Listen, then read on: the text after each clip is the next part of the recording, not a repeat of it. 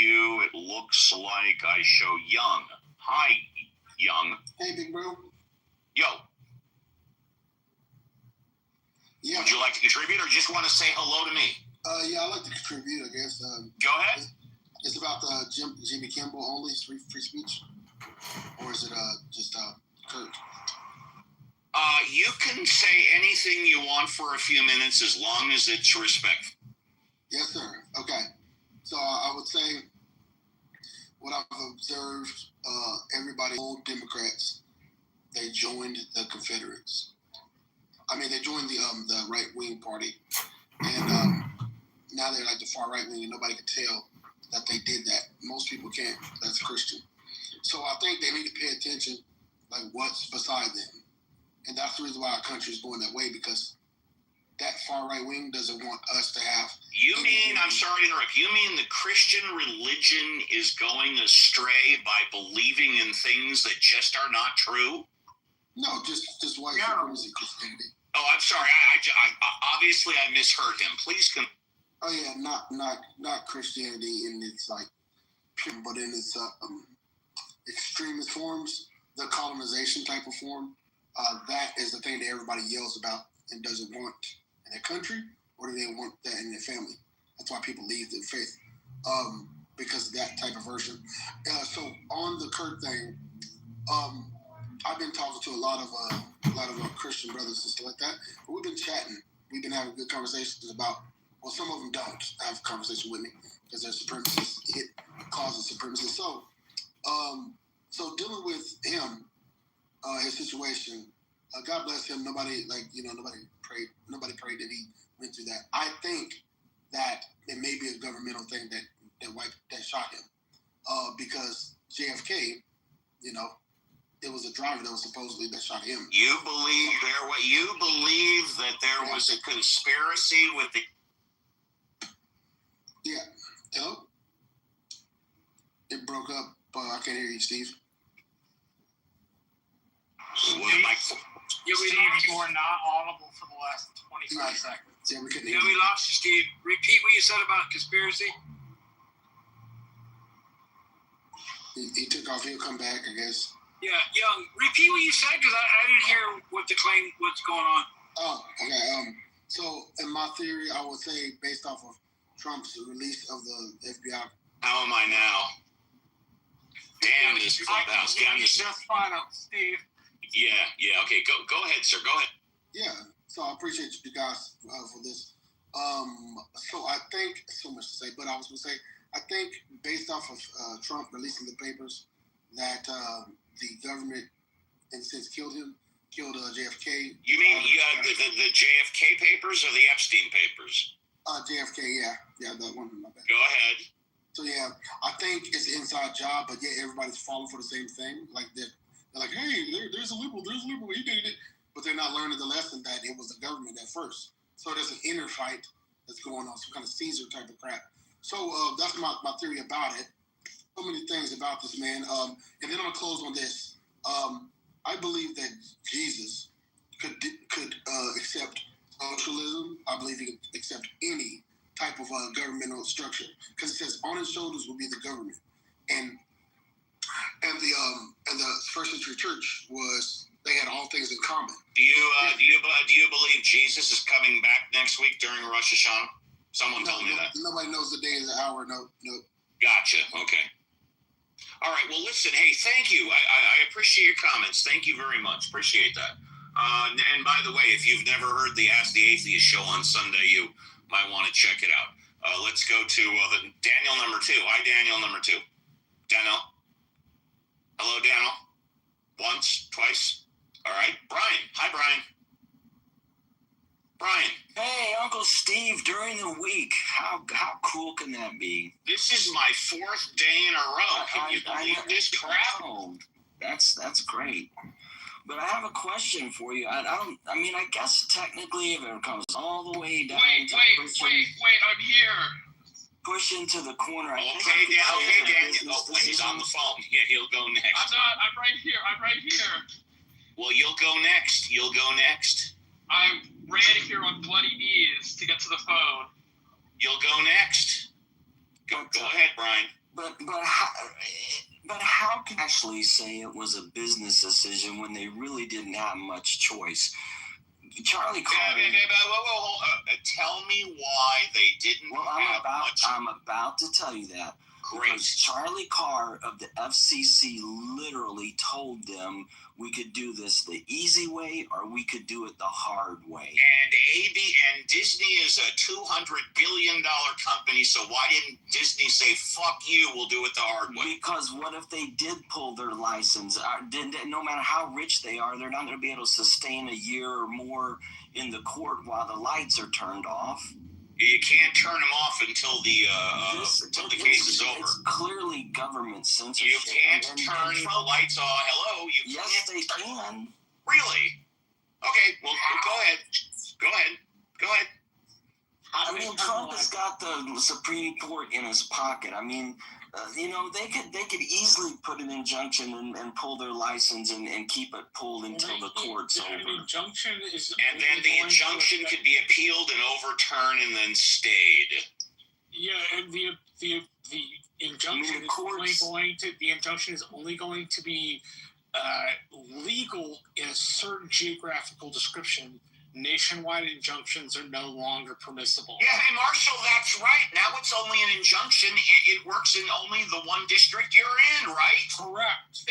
Thank you, Donald Trump and the Supreme Court. Yeah, go ahead, Brian. Please, I still think it's government, No, I know you do. It's a big conspiracy. I get it. I understand. It's okay. How can you say it's conspiracy? I mean, the guy said it himself. I'm being facetious. I don't know. I mean, I don't know. I just never thought I would see this kind of thing happening in the United States, and compounded on top of everything else that's been happening with covering up the slavery and taking stuff out of the Smithsonian and the parks and canceling research off the government websites. I mean, all of this is just it's plain censorship. And then don't forget about the aliens. Don't forget about the aliens in Roswell. Well, can you tell me what was removed? What was I'm trying to at least keep it in. But what was removed from the Smithsonian? The stuff about slavery. What specifically? Do I have to give you a list? No. You say you don't know. Just say you don't know. I'm just curious. Yeah, we'll move on. Just say you don't know. In general, it's stuff about slavery that Trump didn't want in the Smithsonian. Right, I understand in general, but specifically you don't know. I do not have a list of individual items. No. Thank you. That's fine. No problem. All right, Brian. Thank you. Thank you very much. Brian, it's a different show than the weekend. It's nice to see me on we're 4 days in a row, but this is a different show than the weekend. Go on mute, please. Please go on mute, Brian. Didn't I go on mute? Brian, please go on mute. Somebody will help you. Let's go to hang on a second. Let's see who's after Brian. I got Kitty. Hi, Kitty. Wait, you said you let Daniel go. That's no, I'm sorry. No, that's right. Thank you for reminding me. Daniel, you're up. Hi, Daniel.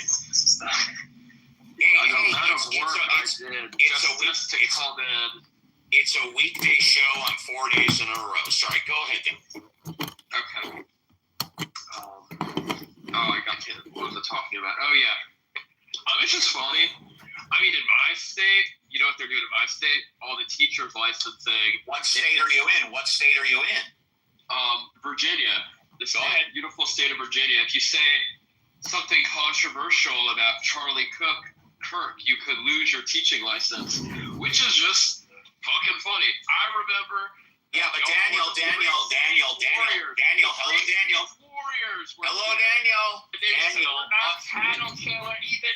Daniel, can you hear me? Daniel. I can't hear you.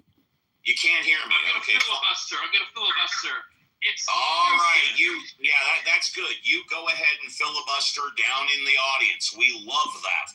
I was going to say that, and in fact, we're doing this. We're recording tonight on the Workers' Rights Radio Show, which is aired on Southern California Radio. A lot of companies all across the United States are firing employees because of what they say about this situation. This is not just restricted to Virginia. This is happening all over the country. And now, let's see. Is it Young? I show Young next in my queue. So Young already spoke. Okay, thank you. Let's go to Kitty. Next. Thank you, Kitty. Hey, Uncle Steve and everybody. Hi, Kitty. Hi. I was reading on this, and I just saw that. I will just say it. It says the phrase "they will persecute you like they persecuted me" is often attributed to Jesus in the New Testament. It's a warning to his followers that they should expect to face similar challenges and hostility from the world that they face. The concept of persecution is a reoccurring theme in the New Testament, and Jesus was opposed by religious and political authorities, ultimately leading to his crucifixion. The book of Acts and the epistles of Paul show that early Christians also were persecuted, facing imprisonment, beatings, and even death for their beliefs. Historical and non-Christian sources also prove evidence of this persecution. The Roman historian Tacitus wrote about the persecution of Christians under Emperor Nero in the 1st century AD, and it goes on to talk about where it is historically, along with evidence throughout any Christian Bible riddled in the New Testament. I think that the idea that people can openly have, and I think honestly, he was a hero of mine, honestly, because the guy talked about what he believed, what his faith and his political views. Now, you can hate him for his political views, and you can that they are rooted in having the ability to have free speech. I think nobody courageously did it better than Charlie Kirk. And the fact that not only was hated throughout all media, especially painted as horrendous. Stephen King said some horrendous things that were just factually untrue, was something that he was willing to take on because he did have that courage, because he was unabashedly unafraid to say that he believed in the true awesome power of Jesus Christ and loved his country enough to use his ability to have that free speech to do so. Sadly, a deranged, for what reason, young man decided to take his life for his own selfish needs, or thinking that under whatever disillusion, evil, honestly, it's evil. Anybody that can look at somebody, whether you have them or you disagree with them, and can justify taking out their life and their ever existence is a very scary, to me, time, if not evidence of what I believe the end of the book talks about and was prophesied in dreams through Daniel. And moreover, I think if we really truly as Christians want to get a hold of this would be a time more now than ever to pay attention to Charlie Kirk's idea for unity and for having the kind of America with free speech that we should all have. Does that allow for people to mock and ridicule and delight in someone's murder?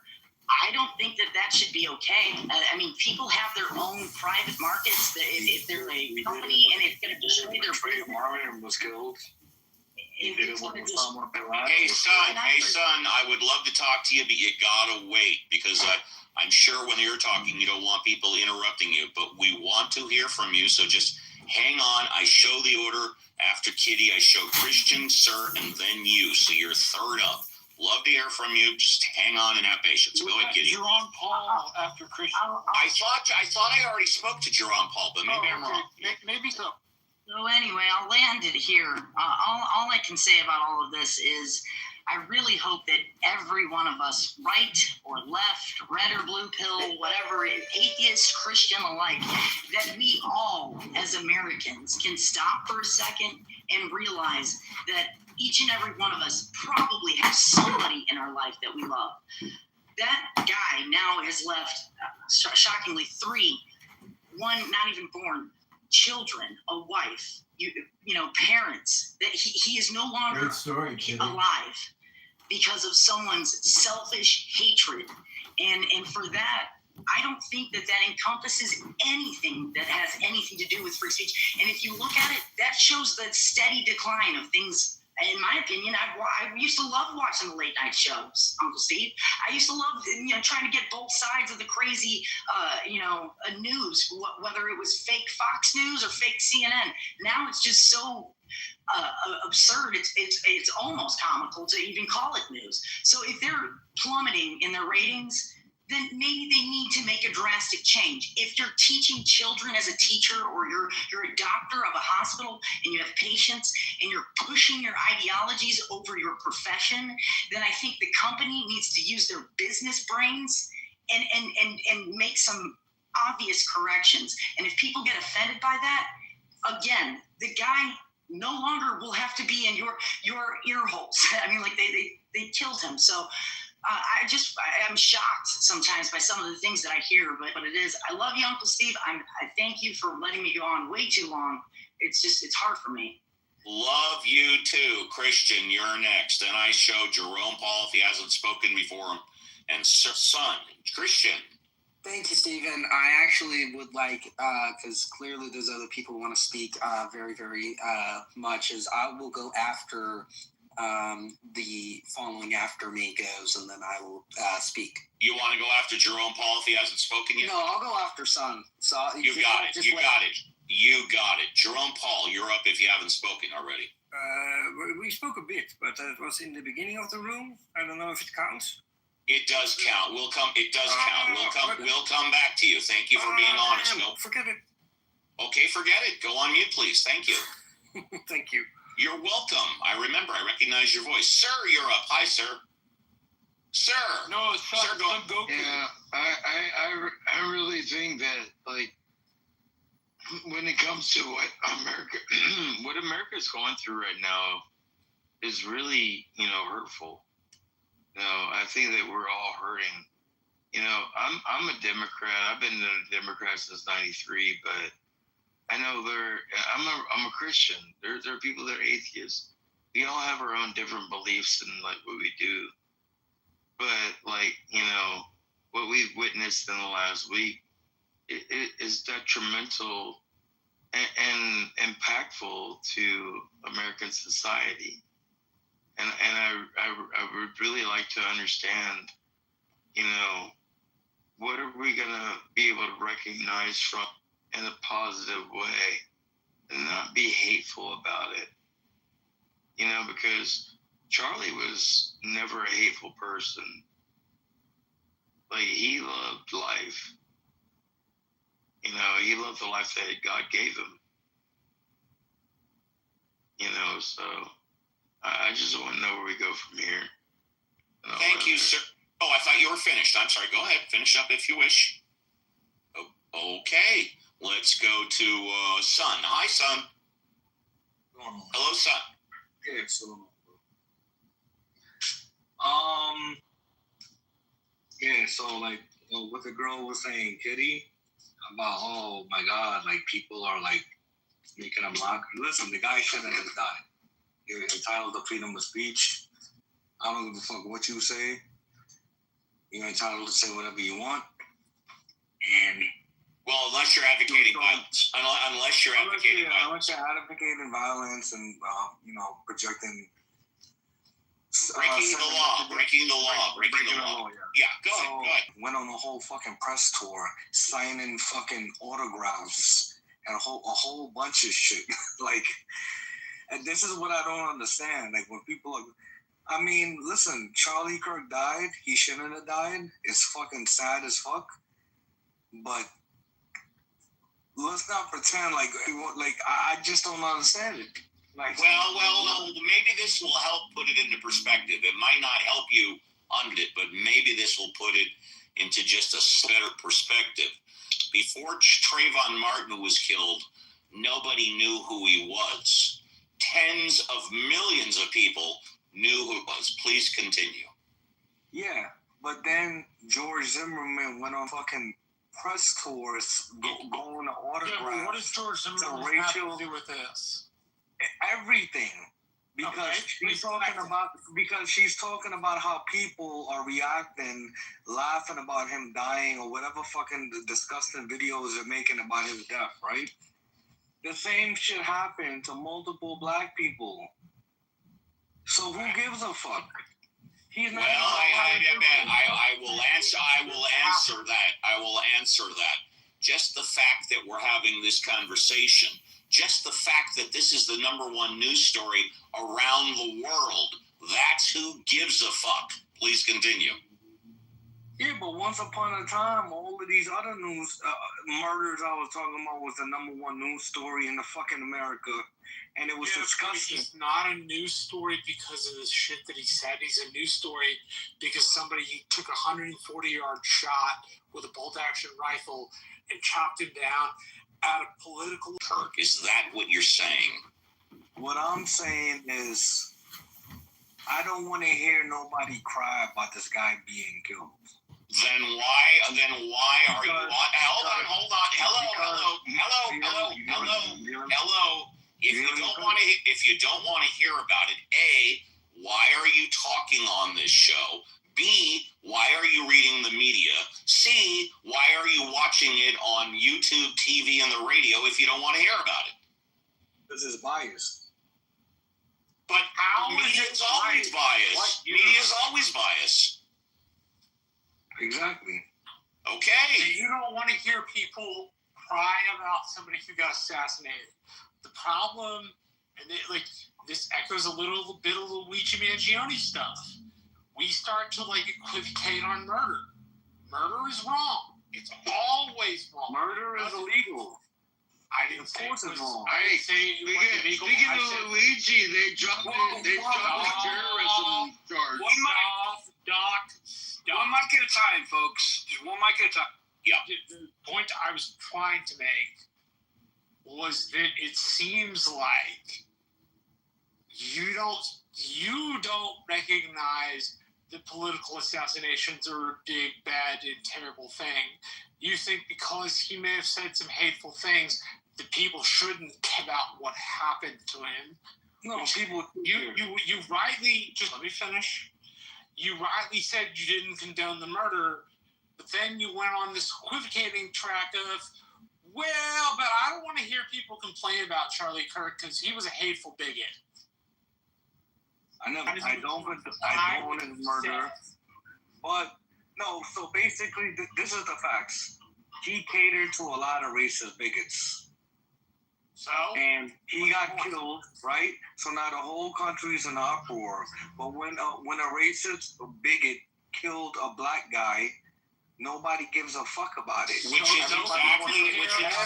Son, tell you what, go on mute. Son, hang on, Marshall. I'll let you finish up. Son, go on mute. And this is what I suggested earlier. Maybe I didn't phrase it right, but I specifically suggested, since you brought up Trayvon Martin, are you specifically asking that, basically now no one cares about Trayvon Martin, or not enough people did when he died than before? And by the way, that story was in the news for a very long time.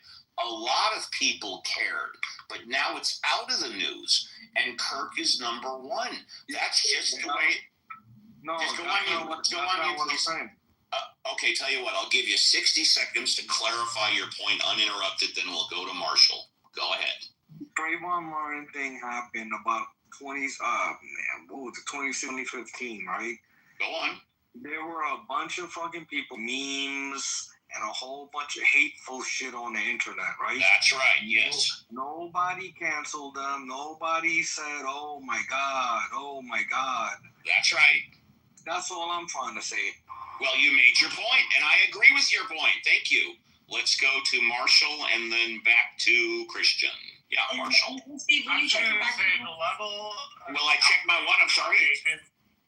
Check my what? I sent you a link in the back channel of a song, but yeah. Yeah, I'll do it after the show. I can't do it during the show. Thank you. Just to see if it ends the show. It's called HR. This is not the weekend. Maybe we'll do it on the weekend. Yeah, go ahead. All right, I'll just happened. You don't condone the murder, but Charlie Kirk was a hateful bigot, and so, he may have got what was coming to him, it sounds like. I actually found him very entertaining. It also sounds to me... Son, you gotta stay on mute, buddy. Son, you gotta stay on mute. It also sounds to me like you're judging offense on what happened to other people. It's offensive. Trayvon Martin gets murdered. It's offensive when this happens. Really offensive because they happened in the first place. Yeah. And I think there is a overcharging problem in Florida. They overcharged for the killing. They could have gotten him on a negligent manslaughter, but they went for capital murder or capital 2 and could not get a conviction.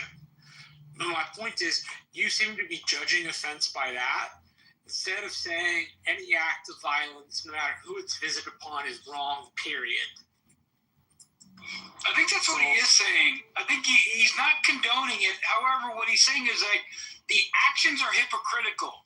People are crying about people speaking their opinion about what happened to Kirk, but yet when it happened to Trayvon, it was okay for them to, spew these silly memes, and they weren't condemned about it, right? Yep. So All right, let's go to Christian and then Abby, because Abby hasn't spoken. So let's go to Christian and then Abby.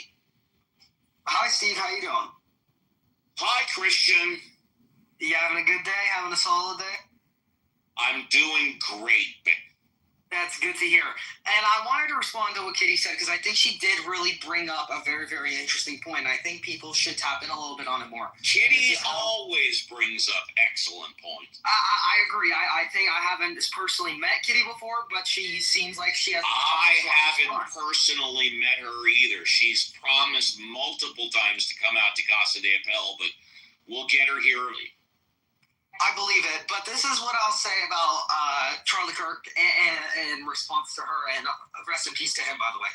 So, number one, I think one of the things that she stated was that he was a man of faith, and that's correct. And one of the things that he actually put as his number one, and specific to his organization Turning Point and what he did on his campuses, was his faith. He talked about it very highly. I mean, one of the interviews that he had, I don't know how long it was before he died, but the interviewer asked him, what do you want to be remembered by if you die? And he said, if I die, he didn't believe he was going to die anytime soon, but he said he wanted to be remembered by his faith. And he always put that very highly. I don't agree with everything that he stated. I don't agree with everything he says, but one thing that I do support him on is that he stands on what he says. And do I think that everything that he stands on is the best thing? Not in my opinion. But you don't see a lot of people like him who, one, exercise their rights to the full ability like he does, stand on what they say once they say it, and the third of all, say it in front of thousands and thousands of people and even millions depending on who sees it after. You don't see that. He led a movement. He turned a mostly liberal generation, flipped the entire script, and now the majority of the people in this generation, in this current one, are now conservative or Republican, however you'd like to frame it as. I think that anyone who wants to justify the killing, anyone who wants to celebrate his death, which unfortunately I have seen on social media, I think that anyone who wants to do that is an absolutely terrible person and should have no absolute say in this talk about him, because it's absolutely terrible that anyone would wish that upon somebody. But we still have more to learn. We're getting a lot more information on it, but still have a lot more to learn. We still don't know if Tyler Robinson is going to get the death penalty or not. But I think Erica Kirk and the rest of the family did put that forth as something they would like to do. So we're just learning new information. But again, rest in peace to him. And, I hope people can understand that this is a lot more than just, political. Thank you very much. Abby is next, and JCC and Scott and Daryl and Marshall's on the phone. I got to make a couple of phone calls. I may or may not be back. Can you guys run the room as you guys see fit? Yeah, I don't have much to say. I'm going to let other people speak. That's okay. You mods, take it away. I got to make a few calls. Someone next, though. It's like whack-a-mole. Hey, it's Daryl. I'd like to say something.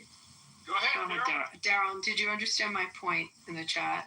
I don't know Acts. I've never read it. but I don't know the new. I know you haven't, because then if you had, you wouldn't have made the comment about being the city of David. No, I'm saying what I was saying, Daryl, is I don't know the New Testament. I'm going to own that I don't, but I do know that they uncovered a pool, a swimming pool, or a pool that they believe Christ cleansed himself in, and I put the chapter from the New Testament that they believe related to the pool, and it's a recent find. It used to be a parking lot, and by accident, literally by accident, when they were cleaning after a flood on the parking lot, the tractor started digging, and it hit something that they realized was ancient and an artifact, and then they uncovered the pool.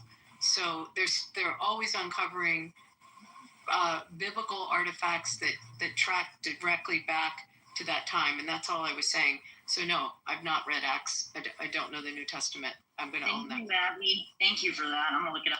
It's very cool what they found. Scott or Reverend, are you there? Yes, he's not. I wanted to come up to my buddy Christian, if he's still going to be left. Never mind. No, honey, I'm not Christian. I'm Jewish. I haven't read the New Testament like Daryl has. Abby. That was my response. But I do follow archaeology in I was talking Jerusalem. about Christian, who was just speaking, not you. I'm answering someone who wrote something in the chat. That was it. Okay.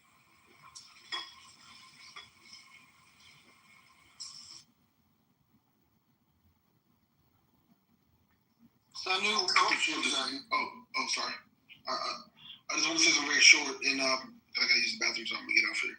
Very quick. I agree with JCC just because, and people that's like that.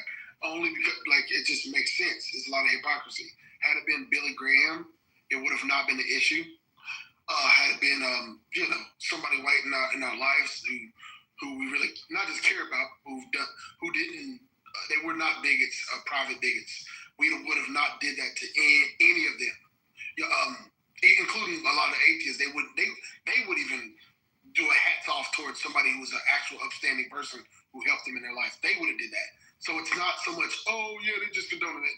And want to deal with this very quick. I wrote it down. So I'm going to get this out of the way. Civil rights. Let me say this very quick. There are such thing as subtle racism, which is the northern version of racism. The southern version is overt, I think. And introvert is not noticeable. Very quick, I want to say this is crazy deep. So the Democrats where the KKK was created at, some of them disagreed with the civil rights, just like Kirk did. Any racists would go against the civil rights, and they were against Martin Luther King, as they was back then. So now those people pissed off that they have civil rights. Those same people who was with KKK went to the North or went to the Republican side. So now they're far right wingers. And now, lo and behold, this right winger who's hiding behind Republican, just as they did when they did their little immigration to Republican. Now he's against who? What two things? Diversity and inclusion. Yeah, the big switch has actually been disproven. You should watch it on. Bro. I'm gonna listen to that. I don't want to hear that. There's actually only one Dixie Craft Republican. Let him finish his point. And then you can carry on. So go. I thought he was done. Sorry. Yeah, it's okay. I appreciate that you got that though. I'm gonna listen to it. So the civil rights. Now all of a sudden, they were always against the civil rights. They were always against Martin Luther King, the KKK, and all the forms of KKK. And now they're in the Republican side, whispering in their ear as John Wilkes Booth, right? And they're sitting there fighting against the civil rights thing because that's what they used to do before they switched over. It's a telltale that who these people are whispering. So I think you're telling the story in a historically wrong way. Nixon, and to just let me finish. You're just making a myth, bro. That's crazy. No, I haven't even said what I thought, and you're telling me I'm making a myth. So how about you wait until I get done, and then you can call what I'm saying myth. Richard Nixon knew in the 70s that in order to get American votes, he had to go to the South. That was where the American votes were. Yes, you picked up some race in the riffraff of that. But the main thing was to go for where votes were. 70s under Nixon, the votes were in the South. There was a party switch in the South in which you got the respectable folks, but you also got the unrespectable folks. It is wrong to portray Nixon's strategy for this as he wanted all the racists. That's not why Atwater and other political theorists wrote the Southern strategy. They wrote it because the most votes for political movements at the time were in the South. The Democrats also competed this way through Dixiecrats. Now, they were a waning interest at the time because Republicans were impeding. The Republicans picked up the racist votes not because they set out to get the racists, but because they set out to get everybody else, and the racists were included on top of that. That wasn't my argument. It wasn't my argument at all. But I'm listening, though. It was not my I didn't say it was your argument. I said it was the correct interpretation of the Southern strategy. The Southern strategy was put in place simply to get more votes. Now, the Confederates and the white supremacists came along with them. But and you could see this in the Richard Nixon Presidential Library, when you look through documents, he did not get votes in the South because he wanted racist votes. He got votes in the South because he wanted to go to the South where most of the votes happened to be. And that's a critical piece that's often underwritten about the Southern strategy and not explained. What's often explained is that they picked up the racist votes, and it's often explained that that's why they did it, despite the fact that was not why Nixon did it in 72.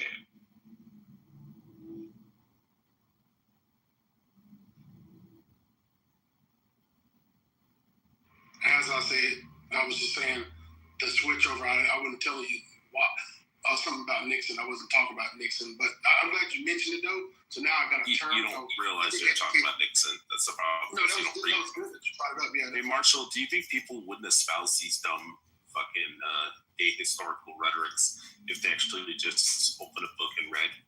Take a look, set up a reading rainbow. Yeah. Is he done? He kind of broke up a little bit. But If only you studied, young zealous. I study a lot, by the way. You're talking to the right person, too. No, yeah. If we talk cordial, you will find your way to the truth. I am speaking cordially. No, I'm saying that's just a precursor. I'm just speaking cordially and saying you don't know what you're talking about. Yeah, no, that's cool. I'm saying to you, in the future, because I know far right wingers that are leaning, and then they, first of all, their highest strategy is to make sure that they talk uncordial. John, I promise you, Rich is not a far right winger. Rich has differing opinions for differing political stripes. He would be more properly described as slightly irritated but politically homeless. Yep. I'm curious about what I heard someone say about Jesus bathing in a pool, or a swimming pool got discovered. That what? Yes. There was a biblical pool discovered in Israel recently. It has to do. Oh, biblical pool. Well, it actually has to do with the paralytic man who Jesus told to go. That we kept going down to the pool and stuff. Was the pool of Siloam? Yes. So it was a parking lot. I mean, it's this whole area right outside the walls of the old city. And they also uncovered a tunnel that leads from the pool right into where in the old city near where the temple, the Holy Temple was. So the belief is that that's where he cleansed himself before he made his pilgrimage to the temple. It's very cool. It was recently found, but that whole area was literally old parking lots that they uncovered amazing artifacts. I'll put something in the chat about the city of David because it goes back to the kingdom of David and coins and other archaeological finds that are extraordinary, but the pool is recent. So that's why I mentioned it. Abby, I mean, just like for historical context, the ideal of Pontius Pilate, historians had always claimed, there's no evidence for Pontius Pilate, and atheists always use that. They say, well, why would Pilate not even exist? That shows you that this is all just made up. And then, I think it's about a decade ago, they ended up uncovering a stone that they flipped over, and they actually found inscribed on it to Pontius Pilate. And they were like, oh, wow, it's actually real. And then they found a bunch of coins and a bunch of other artifacts. Right, and then they mentioned Tiberius, too. That was crazy. Yeah, if you ever taken archaeology in college, it's really wild to go there and see, it's one thing to see the stuff that had been found, but you can go and be part of the digs and actually experience it as they find stuff. And there was a volunteer, like a young girl that volunteered. She found a whole bag of coins in that area. It's one of the days digging. It's really interesting stuff. But Abby, I heard that the Jews are like a bunch of anti-Semitic, fascistic Nazis, and just treat everybody with disdain and terribly. Not in the digs. The digs are. Do they let foreigners in people Israel? Come from all over the world. Are foreigners allowed to go to Jerusalem or Israel? The majority of the people that work on the digs, by the way, are not local. Wow, that's amazing. Yeah, so they're really open. And then also with that situation, Sanu, I know you're trying to bring some justice to it, because but one of the things is that there's different type of Jews, right? There's different types. There's people that are pagan Jews, and then there's really? Yeah, then there's people who are Messianic, and the people that's quote unquote Orthodox, Ashkenazi, Russian, and then you got Ethiopia, right? Then you have different type of people in Africa, and some that are lost Jews, right? They're interesting, there's because they never had the rest of they only had the 5 books of Moses, that the Ethiopians that were rescued. And they're the most beautiful people. Their traditions are just incredible. And one of the past Miss Israels was an Ethiopian woman. You can Google her. So the rest of the Bible is just interesting. Just never made it there. Yeah, I was saying. Oh yeah, on that point, thanks, Abby, for the information. I'll look it up.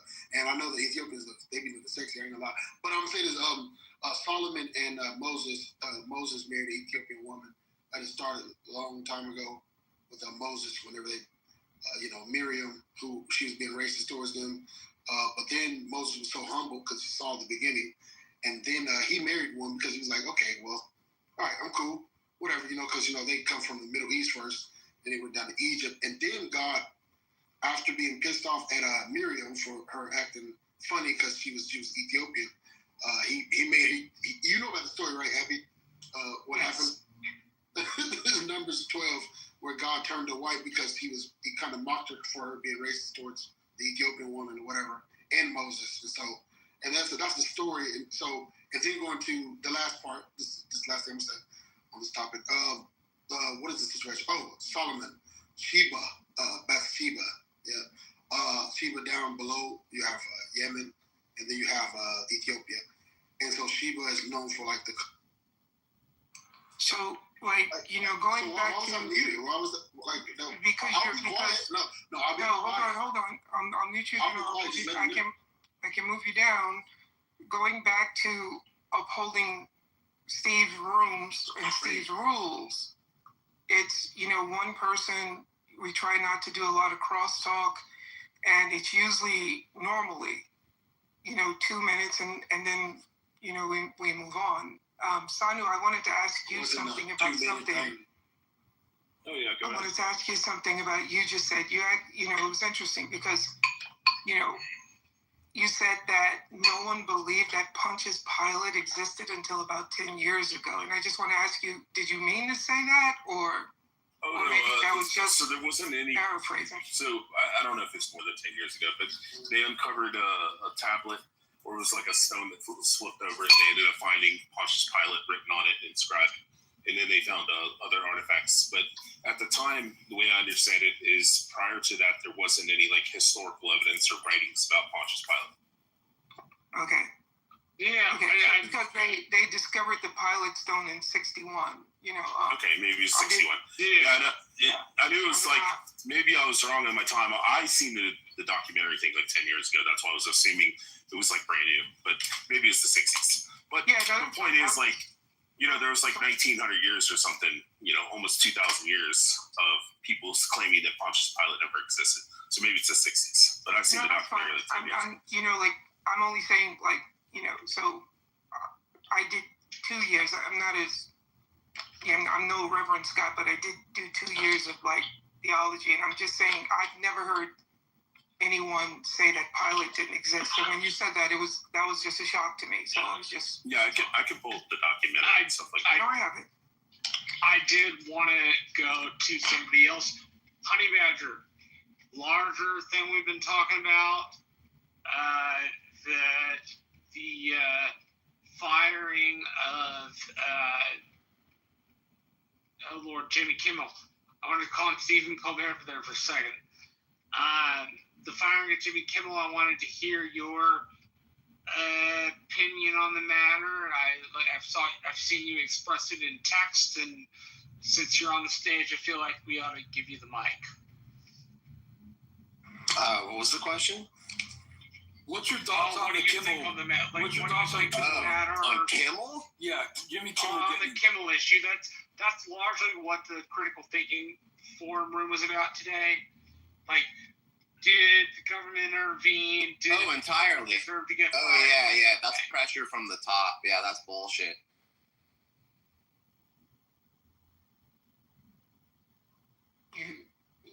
You want to elaborate or just... No, I think it's pretty clear. I don't see what the problem is. It's like Jimmy Kimmel says stuff that Trump doesn't like.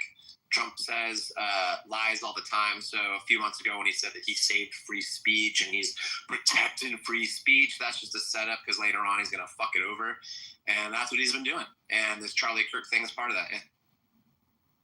So I'm of the view Jimmy Kimmel shouldn't have been fired for what he said. But he stuck himself in the middle of that debate in a really unproductive way. What did he say that was so offensive again? I don't remember. I didn't take it personally as offensive. I took it as unproductive. Well, like what? The statement was something to the effect of... He just said that the Republican Party We've had an issue with these MAGA folks who are desperately trying to make the shooter's identity something it is not. And I'm not repeating the quote exactly. He wanted him not to be a Republican. Something Trump was asked, so how you doing with the death? He goes, oh, pretty good. How about the construction of the White House? So obviously Trump was the insensitive one. Why didn't Trump cancel?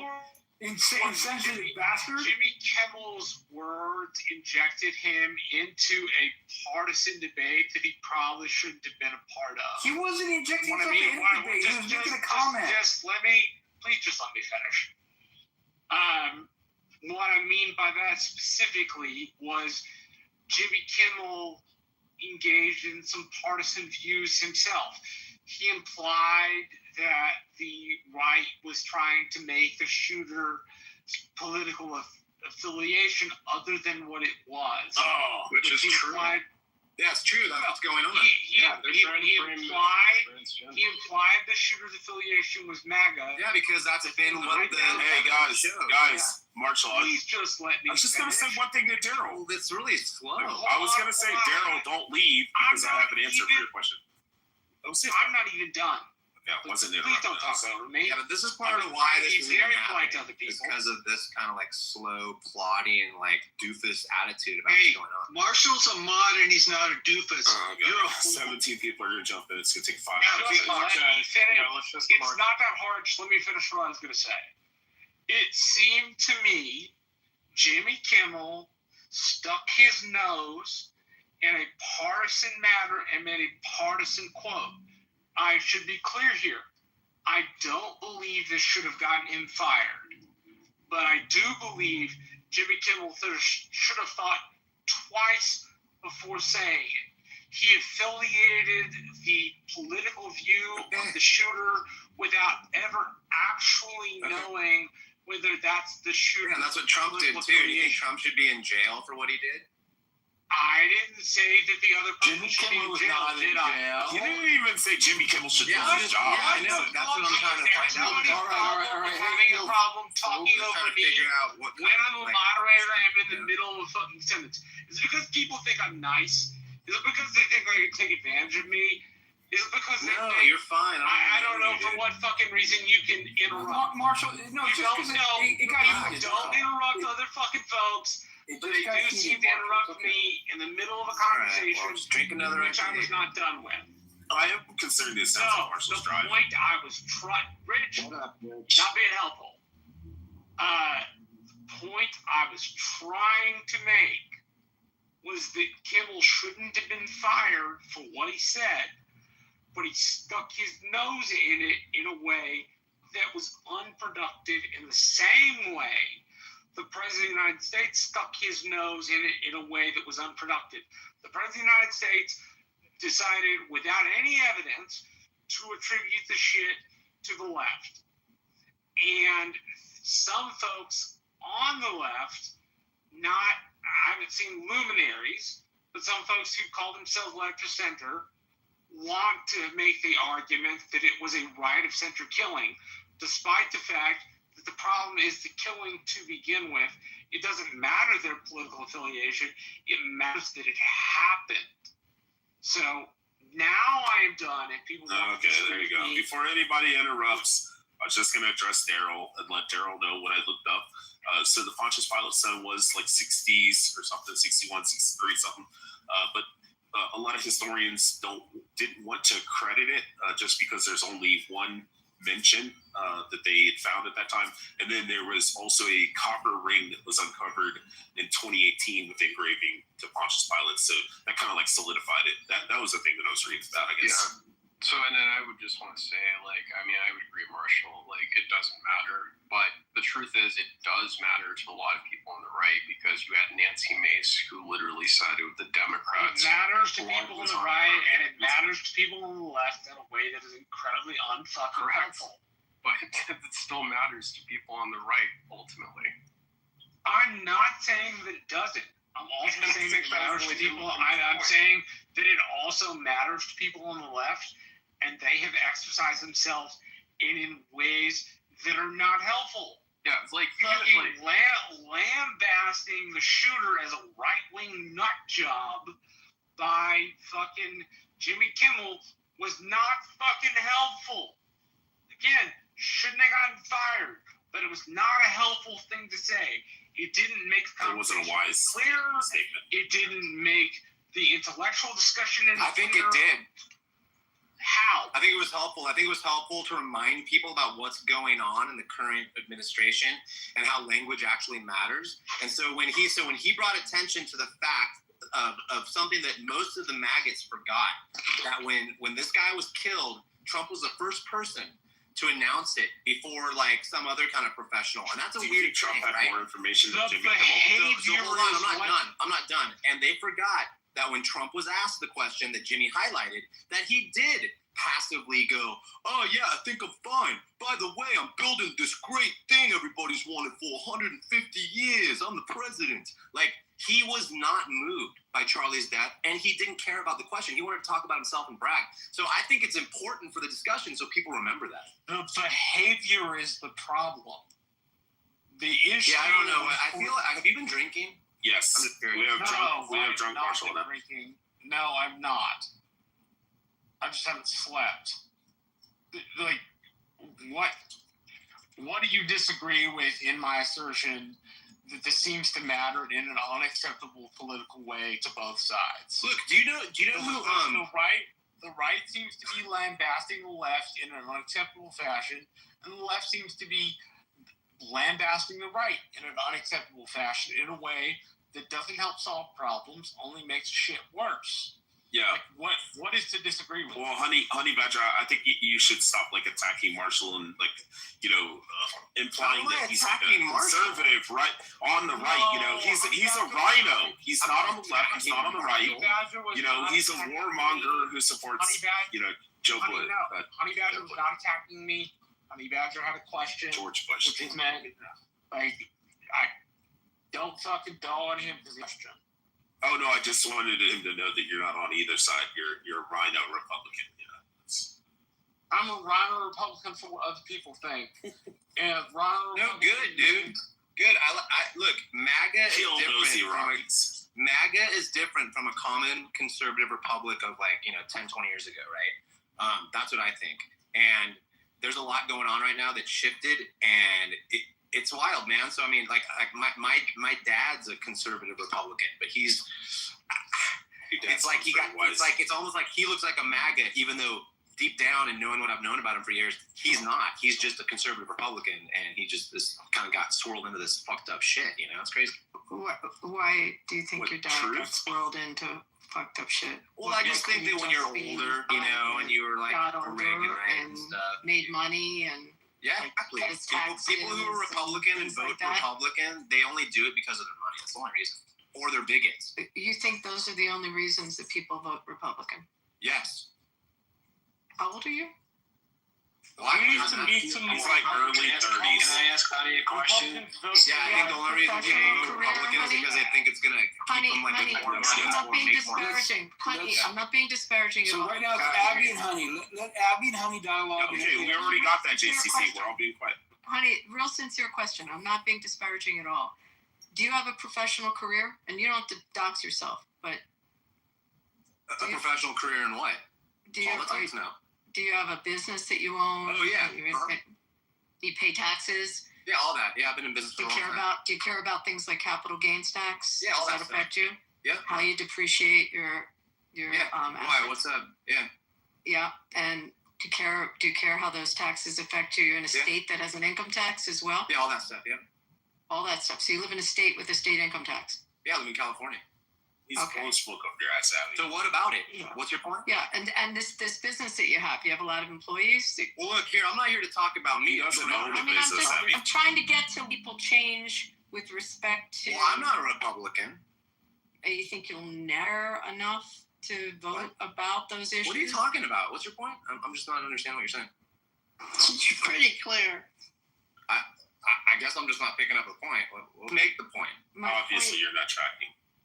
My point is, ultimately, people changes in their life as they grow older and their responsibilities change and their assets change. Yes. And business needs change. Yes. So for someone to vote for someone's their congressional representative, whether it's state representative, whether they care what their state income tax is, people in California that have certain income levels are at a 13% stakes on top of the top federal tax rate. Why don't you do the math and tell me how much tax they're paying? Okay, what? I'm just trying to figure out what point are you getting to. when you get to that point in your life, you may actually vote that way because you may not want to pay 13%. That's what I just. Isn't that what? Are you agreeing with me? Right, but Abby, he did say that he thought Republicans vote either for taxes or bigots, so you're pointing out the taxes part, right? Yeah, I said for money or bigotry. And I'm pointing out that there is a logical reason that people make the shift in their life. Okay? Great. So it sounds like you're supporting my notion that I brought up. It is not a disparaging comment to people that are Republicans. It's a point of a life cycle and a change that happens in people's lives. Okay, so where do we disagree? Did I say I was disagreeing with you? I was just trying to get you to understand. Okay. Well, thank you. Thank you for supporting my point. I'm trying to explain to you that it's not a negative that it happens. Did I ever say it was? You implied it was. Disparaging. No, I said my dad's a Republican, and I said the reason is because they say it over money. You're disagreeing with me. You're just supporting my notion. You said money and bigotry. You I said added either money or mentioned the two bigotry, together like they were both a disparaging attribute. Yeah, so I don't think my dad's necessarily a bigot. That are of certain but he could be a little bit because he's a white man. You know what I mean? So he's probably a bigot a little bit. You think? Yeah, a little bit. Maybe. I don't know. Like he's like freaking. I'm not here to talk about my family. I'm just saying that like Republican is different than MAGA. It doesn't necessarily be the same thing. That's all I'm saying. I'm not giving that 100% agree with you. I'm giving the Honey, do you own a home? Honey, do you own a home? Do you own a home? Yes. Why? And you own it in fee simple, full ownership? Almost, yeah. You mean almost? Yeah, I'm almost own there. It or you don't own it? Yeah, I'm almost there. So you don't own a home? Look, I told you, I'm not talking about me. I It's don't a know why mortgage you're payment. He's focusing not on done me. yet, so he doesn't completely own it. That's not, you actually own your home with a Well, I'm mortgage. still paying. No, you don't. I'm still paying a bank. No, you don't. This is a stupid conversation now because now you're trying to just owns it. The bank does not own it. Oh my God. Stop. And that's Now fine. we're gonna have. Okay, we becoming a Now we're okay. gonna do multiple voices at once. Now we're gonna You have gotta do a one quick at a time. lesson in Or real I can't hear property. anything. Abby, Thank please you, go ahead. Marshall. I have You're enough gonna voices in my real head. property. When someone transfers a home to you and deeds a home to you, you own it in fee simple. You are the legal owner in fee simple. You have a lien against your home when you have a mortgage. It's interest.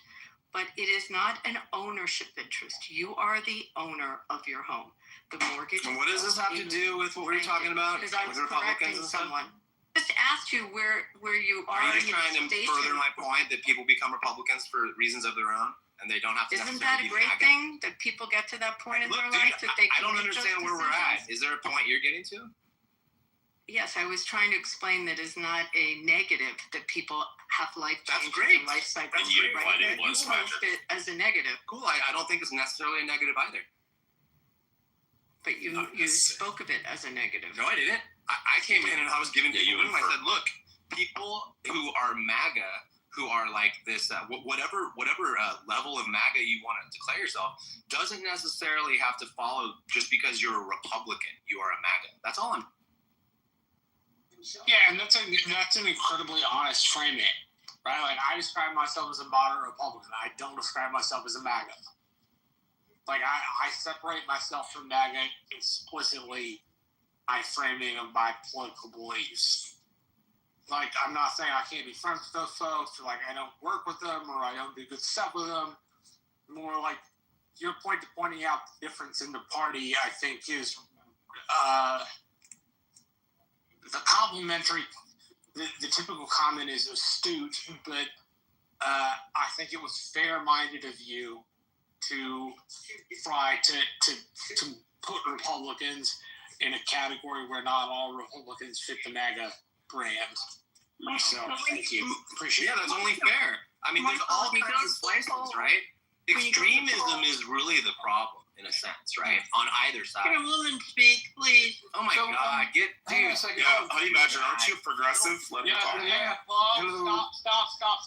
Let a woman speak, please. Yeah, hang on. We have speakers on stage that haven't spoken yet. We have Dope and Joe. So, Dope, would you like to say anything? So apparently we're talking. Well, there's a lot that was said. So are we talking about the ideological motivations of the shooter, or just MAGA versus GOP? What's Well, actually, this is a follow-up from the Critical Thinking Room where the question was, should Jimmy Kimmel have been fired or taken off the air kind of thing because of what Jimmy Kimmel said? Oh, okay, that's a good question. I'm not the type to say we should go around canceling people, but I think it's just a kind of poetic justice in the sense you get shellacked and getting off of TV. I think it's just really beautiful because, the amount of shit he would say to someone in his shoes right now, he'd be just pissing on their grave and laughing. He's made multiple types of ridiculous comments before. I remember him saying that if there's like a vax conspiracy theorist who gets put into a hostage, just let them die essentially. So I don't know, man. Seeing him get put off the air, I think it's really it's amazing. I think it's and vax countries in the right because when people like him talk a lot of shit and then assume that they're not going to be in the position of someone getting canceled, and then they do get canceled, you know what, maybe they'll learn a lesson. But I don't want to see this become a pattern necessarily. This is just a case where I see it as something I could just laugh at and then go about my day with. Same. I think we are becoming more and more right, left, or center. I don't care what else you call us. That's kind of where we are coming down. And screw Kimmel, he's an idiot. All right. Thanks for your opinion, folks. Awesome.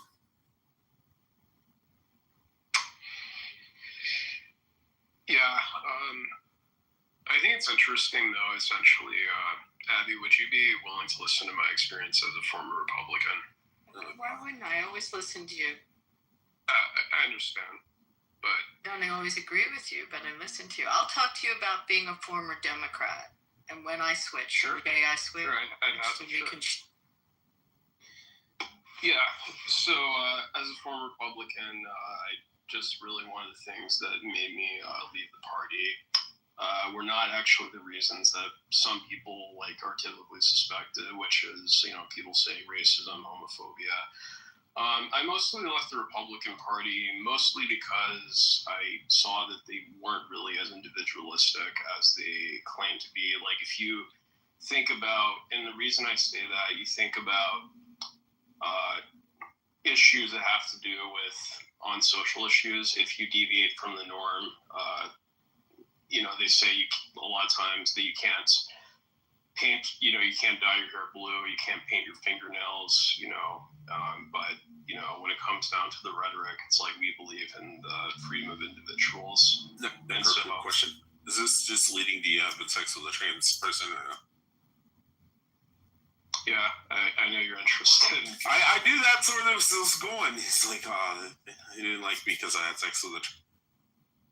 Yeah, well, I know that it's interesting that, are you against drag shows, Rich? No, I think everybody should be able to do whatever they want. I mean, I think even a person like yourself that decides to call himself a necrophiliac, if the person's consenting before they pass away, I guess all things are. I'm not in favor of that. I think that's. I mean, Norman, if you told your wife, "Hey, if I die today at noontime, from this cancer, and I got a stiffy, no, you can ride me afterwards, no, should be gross, man." Yeah, and so just in general, it's also I just saw essentially the tax proposals. There wasn't a lot of relief looking back that I saw from when I was making less than $30,000, really.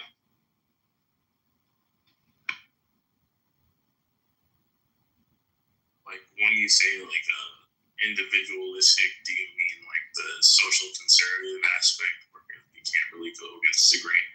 No, in fact, I actually think that's what makes them go against, the principles of individualism. We believe in, freedom of individuals, people to be different. And, and that's just it's you see things like Parade the Gay Away.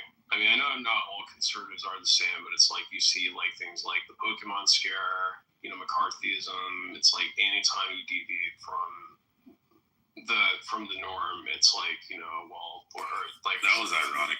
Norman just left. If you dye your hair blue, then essentially you've ousted yourself from the tribe. Necker, do you find? Great.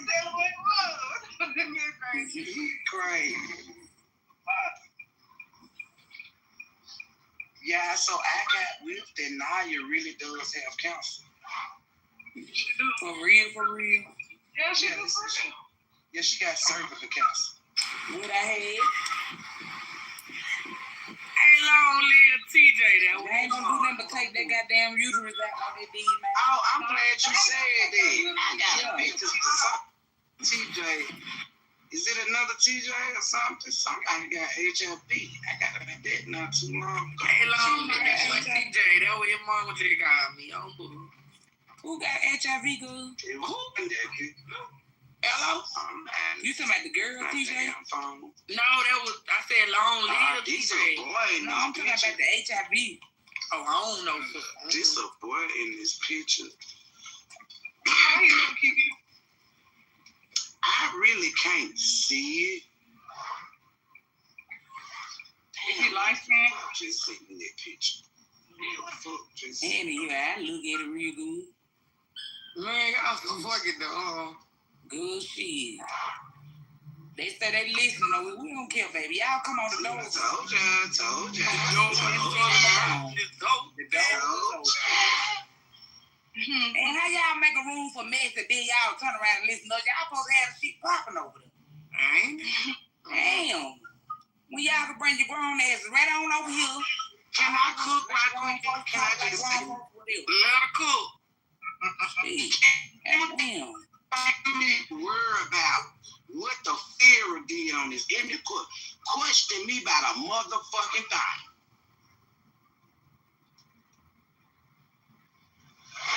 Yeah, I don't think you need to question me, bitch, about a fuck thing. Yeah, the way you and Tara told each other down on this bitch. Don't question me, huh? You said she got herpes and she said you got AIDS. Bitch, I wish you would question me, huh? About any motherfucking thing.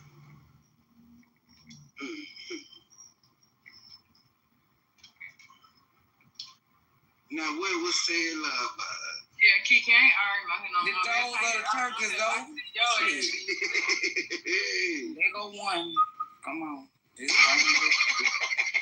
Damn. I'm just bringing the ass up. Shit, they want to come on over here, baby. Doors is open. Dog us out, do whatever you got to do. Get your rocks out. They go another Christmas gift box. Where did y'all come?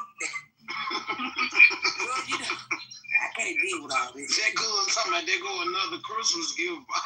It's a Christmas gift on the thing. Good shit. What that mean? I guess the holidays come on. No shit. I put the picture in Telegram. Yeah, it's like a text message or some shit. Make sure y'all get that where everybody can see it.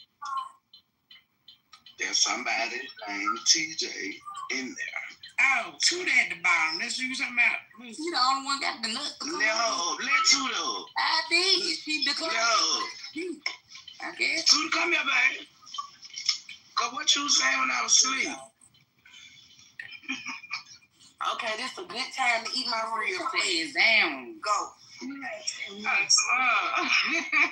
What I be talking about right here. They think they gonna get put out. That shit be crazy, man.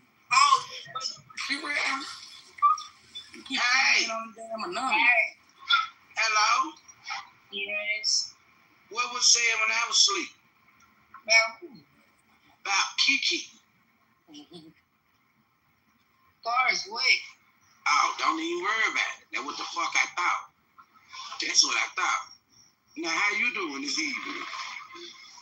I'm tired. I did ask why you pushed your mama. That's all I said. What did I say to my mama? What did I say to my mama? No, I said, when they said you pushed your mama. What did I say to her, though? Tell me what I said. Kiki, why you pushed your mama on short? What the fuck did I say to her, bitch? I don't know. I went in there. What's your bitch? Why you worried about it? So why did you say Tara had herpes? It's sorry, they say you got herpes. Fuck you talking about, bitch. You said your daughter got it, though. But everybody said you. Fuck you talking about. Now, I ain't heard nobody say that but you, clown asshole. Yeah, you gotta go. Fuck you talking about, bitch. Bitch better stay in your place, stupid asshole. Now, look how you all quiet and shit. Fuck, girl. Better sit over there and just run off at your dick suckers. How don't be talking about nothing. Bitch, you better find you somebody to play with. Hey, bitch, I said what I said, ho. No, this ain't that, bitch. You scared them hoes here on my mama. I walk your ass down to the place. Smile, you know this. On the bottom of everybody my heart. Let me know when I'm ready for that. Bitch, you ain't never pulled up on me like you played with Kate. No, that you called me 7 when you hours get through. Sure, no, not fuck out of it. Bitch, stop playing with me, ho. You supposed to stop playing with me, ho. You just be talking. You just be talking, bitch. You just be talking, ho. All you do is sit in my inbox and kiss my head. Bitch, just stop playing with me, ho. But you know how I'ma come. Stop playing. I ain't none of Keno, Tissy, Nene, and none of them bitch hoes. I ain't none of them. I ain't seen that. I ain't none of them. I ain't none of them, though. Bitch, how people talking? So what else happened? They said Toy said some hours over talking about you duking. Now you want to move the toy. I know they're real. You know I'm about to argue with your stupid ass. Hold on. Ain't this song? Know that real. Know that real. Take a shot to that, bitch. Look at my sister Toya up there, bitch. Pretty. Fuck yeah, I won't tell you to come out the mic, but that girl ain't never. Never. What a fucking soul. Like, that's childish. You got to say that. Y'all don't like her shit because she don't come off the mic. But don't like nobody that do come off the mic. Damn. Okay, I'm back.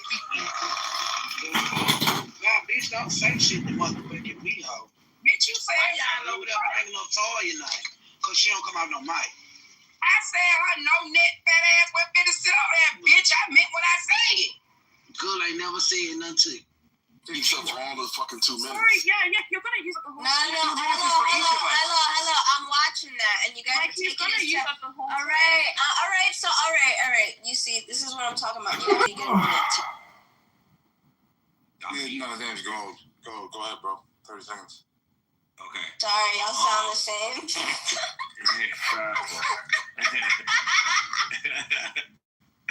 So in human history, 80% of women reproduced, but only 40% of the men did, right? This means that women have had access to mating while men have always had to earn it, right?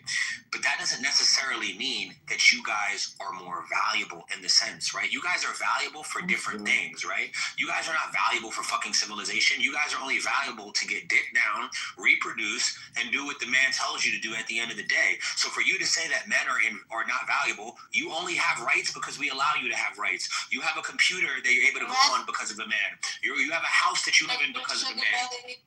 We're gonna go to Sugar Belly for 1 minute. There we go. Yeah, sorry. All right, and the minute starts. Give her 2 minutes, right? Because, All right, I'll give her 2 minutes. All right. Yeah, so I just want to point out, Cole, that like it's almost like you don't realize that you're pleading your case. Like you don't like. Oh, but you're like, please don't interrupt. But like I was forced to listen to like all of this stuff.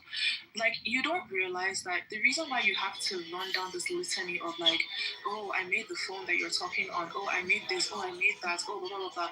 You have to do all this stuff because you can't just show up and be like, oh, I'm a man. I have a dick. And then expect women to care. So that makes you valuable because you have a pussy? Sorry, like, you're also eating my 2 minutes. Like, what's going on? Yes, actually, we, the pussy havers, like, are intrinsically more valuable. Like, that's the natural order. And, like, all male behavior proves this. And, like, even when you say, oh, like, where are the cities, where's society that women built? It's all around you. It's the same society. It's the same world. Like, all of the same things that you claim that only men built, women were there building them alongside with them as well. You know? And I don't understand why men like these fantasy scenarios where they say things like, oh, if all the men disappear, the society is going to collapse. No, it's not. And how you know it's not is because, like, in third world countries and in poor countries, women already do a lot of these jobs that in Western countries men think are male-only jobs. Like, if you think that, oh, men are all the miners, okay, go to Congo, women are in the mines. If you think that men are all the laborers on construction sites, go to India, women are in construction sites carrying stones. Women are stone breakers in quarries. The point is that, like, all of these jobs are unpleasant jobs, and most people, both male and female, actually don't want to do them, right? But in Western countries, because, you know, of a higher standard of living, because of higher wealth, women start to opt out of having to do these jobs. But then in poorer countries, everybody has to do this kind of work. And you guys always forget that. So my point is that, you know, even when you say things like, oh, you only have rights because we allow you to, you're creating the danger in society. Like, that's not a good thing. This is like a killer comes and you know, puts your family hostage, right? Can I finish my sentence? Like, Okay, finish your sentence. You know, so my point is that, like, you've actually taken us so far from what we're discussing. Just to make sure, like, everyone who came into the room understands how this conversation started. We were talking about, like, me saying that I was comparing dating in America to dating in Nigeria, right? And I was saying that something that really surprises me is that in America, the men are always talking about body counts. Like, you know, they'll be like asking women, like, what's your body count? Or they'll talk about women's body counts, high body counts, low body counts.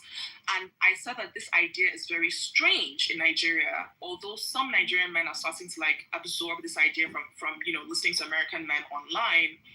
But I was saying that like it's very weird because like it doesn't really matter, and like it's not a barrier to you getting married. It's not a barrier to any of those things. Yeah. Mind you, her thing is having a pussy makes you valuable. We're on Lion and then. Wait. I thought you put Samoa. Oh, Samoa's first, guys. Sorry, he called it way before the ISO even started. We're on Samoa, then we're on Lion, and then Concrete. Yeah, I do appreciate that. I defer the rest of my time to Lion. Oh, great. All right, so I know how to shut this silly ass delusional shit down right now. Watch this, ladies and gentlemen. Sugar Belly, what's your body count? I shut up anyway. 16 years ago. Sorry, how is that your concern though? I expected something like that. If it's something that doesn't really make any sense, and fuck these guys, and you're all in power, and it doesn't really matter to your value does not matter. Telling everyone just all the men that have entered inside of you. No, that's not necessarily true. If it doesn't for example, if you asked me, for instance, what color my underwear was, I wouldn't tell you either. You know what I'm asking. You know what I'm asking, and you know why. Wait. Because she knows it's wrong. No, but Lion, my point is that she knows that. Wait a second. Sugar Belly, you had your moment. Answer, and there's a reason why, and everyone knows why. Because everything that you said about this subject was garbage. You don't even really believe it. Because if you firmly believe the bullshit, that you just said, you'd have said easily, yeah. No, but that's a false premise. I've had sex with 50 dudes. Who gives a fuck? But that is a false. Again, that is a false. No. This right here. I'm really invested because both my husbands are dead. So you know. Hold on. Quiet. I didn't say anything. I listened to each and every one of your asinine statements. That even though I knew deep down you would never ever answer this, and the reason is because you are also subject to those same social parameters as a woman, just like we are as a man.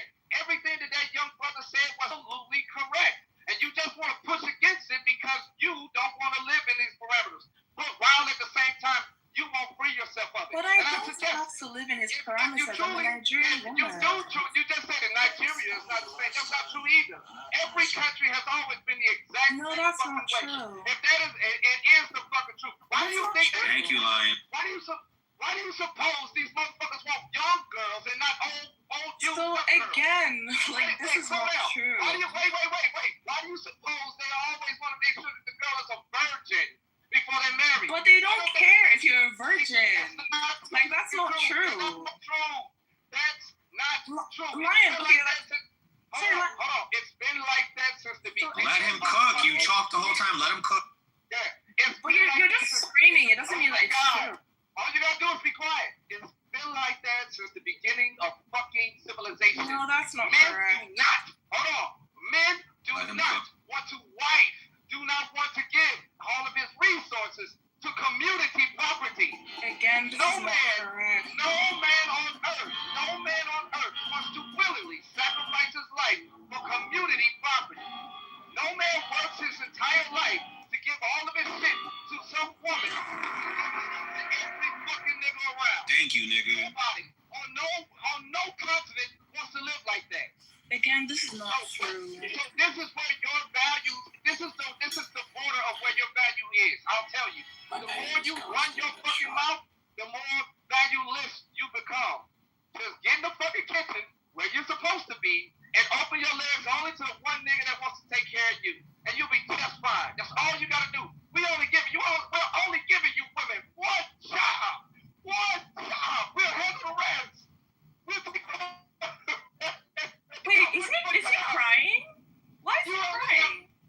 You only have one job. You can't even do that shit. Charlie, that's all. All right. Well, concrete. So what we have here is failure to communicate. Some men just can't reach. Which is the way he wants it. Well, he gets it. Anyway, that's the opening. That's part of a movie called Cool Hand Luke. And it's also the opening of a Guns N' Roses song called Civil War. For those of you who are GNR fans, you will recognize it. Now, what we have here, or what we just witnessed, was a shellacking, as the whites would say, from Sugar Belly towards Gold and now Lion. And these two gentlemen, ironically enough, are professed believers of the Word of God. I was going to say Christian, but I know Lion hates that word. He's actually Antichrist. But he is an Old Testament abides by the Old Testament. And I'm wondering, does the Old Testament talk about women? Yes, it does. Does the Old Testament talk about a woman's value? Why, yes, it does. Could we perhaps hear what the Old Testament says about women vis-a-vis men? Proverbs 18:22 again, church. Proverbs 18:22. He who finds a wife finds a good thing and obtains favor from the Lord. Again, to the Christian men, the Old Testament Bible believers and the Christian men. He who finds a wife finds a good thing and obtains favor from who? The Lord. The Lord. Not your cousins, not your uncles, not your daddy. The Lord himself. I don't think I need to read anything else to see what value women bring to the table for a man, and how that verse alone establishes her as, if not the prize, definitely a prize. I might go as far as to say behind God. But I'm also Christian, and I don't believe in your Abrahamic. I am not convincing you of the argument, Sugar Belly. Pay attention. I am in agreement in part with what you say, and I'm refuting what they say. Pay attention, sister. So, another one that we will go is Proverbs 12:4. And, wait, no, not that one. Let me see. Hold on, brother. This is my presentation, not yours. Okay, here we go. Proverbs 19:14. 19:14. House and wealth are inherited from fathers, but a prudent wife is from the Lord. Now, when God gives you something, is that a good thing? I think so. All right, here we go. What else? Do you even know what that's saying? Wait, hold on. One second, brother. A prudent wife is from, I think that's it. Let me see what else. Concrete, is that all women? Oh, here we go. I got another verse for you. Genesis 2. Hold on. Genesis 2:18. And the Lord God said, it is not good that men be alone. Bible Sunday class. Don't you try to stop the words, brother. Thank you, good Christian man. And the Lord, one second, brother. 1 second. You see the chain of events you're creating, brother? You see the chain of events you're creating, brother? You see the chain of events you're creating, brother? You see the chain of events you're creating, brother? And the Lord Dominique, let him land his plane and then you can go. Anybody else interrupts going to the... This nigga just reading Bible verses, Be quiet, brother. Be quiet. Yes, sir. And the Lord God, again, Genesis 2 and 18. Genesis 2 and 18. The Lord God said, it is not good that the man should be alone. I will make him an helpmeet for him. The Lord loves us, and the Lord gave us something to not be alone. And these gentlemen want to argue that the woman is not the prize. Who did he make first, man or woman, though? Thank you. Please, brother, I don't want to fight with you, brother. You're a horrible debater. What you did was, and thanks to you for reminding me, right? You talked about what is good for the world, and when we talk about the woman or the man being the prize, that is in relationship to each other, not in relationship to their value to the world. So your entire presentation is about the man's value to the world. But again, the woman has value to the world such that we would not exist. We would not exist, sir. So I take, if I were to weigh, listen to. One second, sir. If I were to weigh the value of iPhone 17 versus progeny. 30 seconds, sir. Thank you. If I were to weigh the value of iPhone 17 PS and fucking, text messaging, I'll take progeny 10 times out of 10. Yeah, all day, every day. Thank you. Have a nice day. All right, Dominique, we're on you. Oh, can someone get back in the queue real quick? That was fucking hard to listen to. I'm Are you going to refer your time to Lion? Yeah, the word should convict your dumbass point. I'm going to go. We're going. So I thought it was important that Concrete opened up the scripture. And I think God's pretty clear on where the importance of the actual women and men are in the hierarchy. And God, and then I think it's man, and then in third place it's woman, and then children. So if we're using God's ranking system, which I believe is the objective measure of importance, I would say God, man, and then in bronze, third place, all the way down there is a woman. Samoa, you're a genius. You're a genius, Samoa.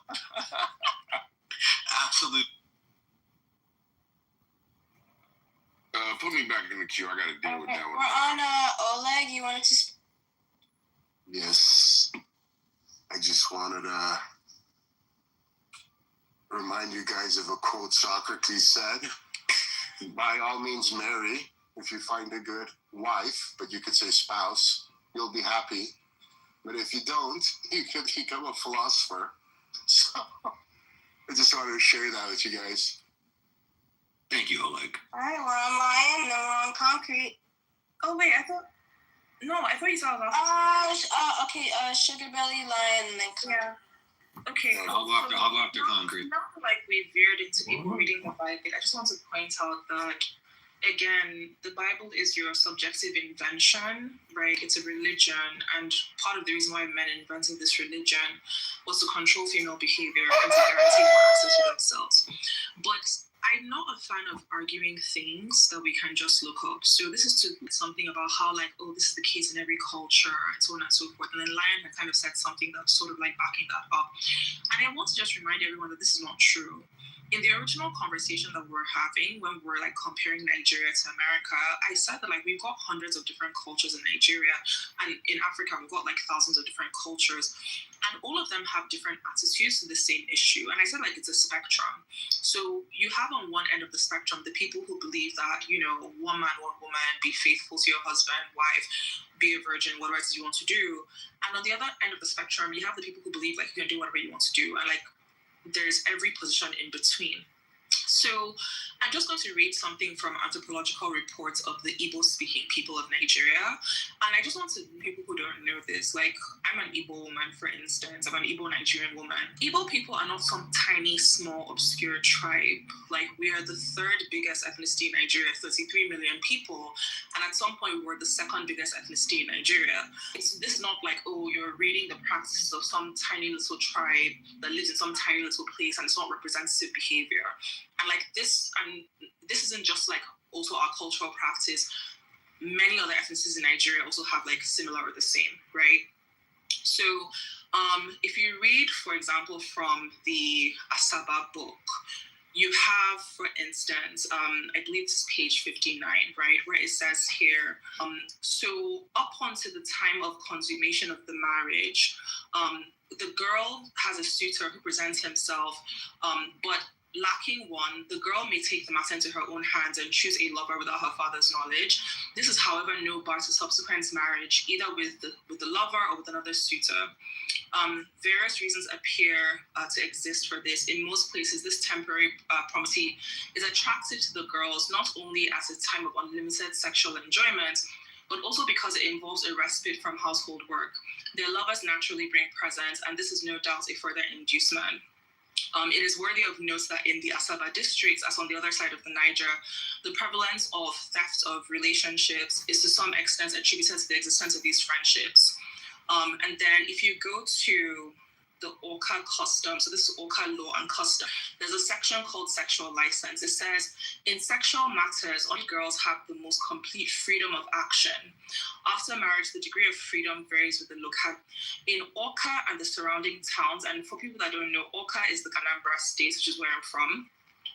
In Oka and the surrounding towns, a married woman entertains her lovers with the permission of her husband, who is as a rule approached by the lover in the first instance with a gift of palm wine.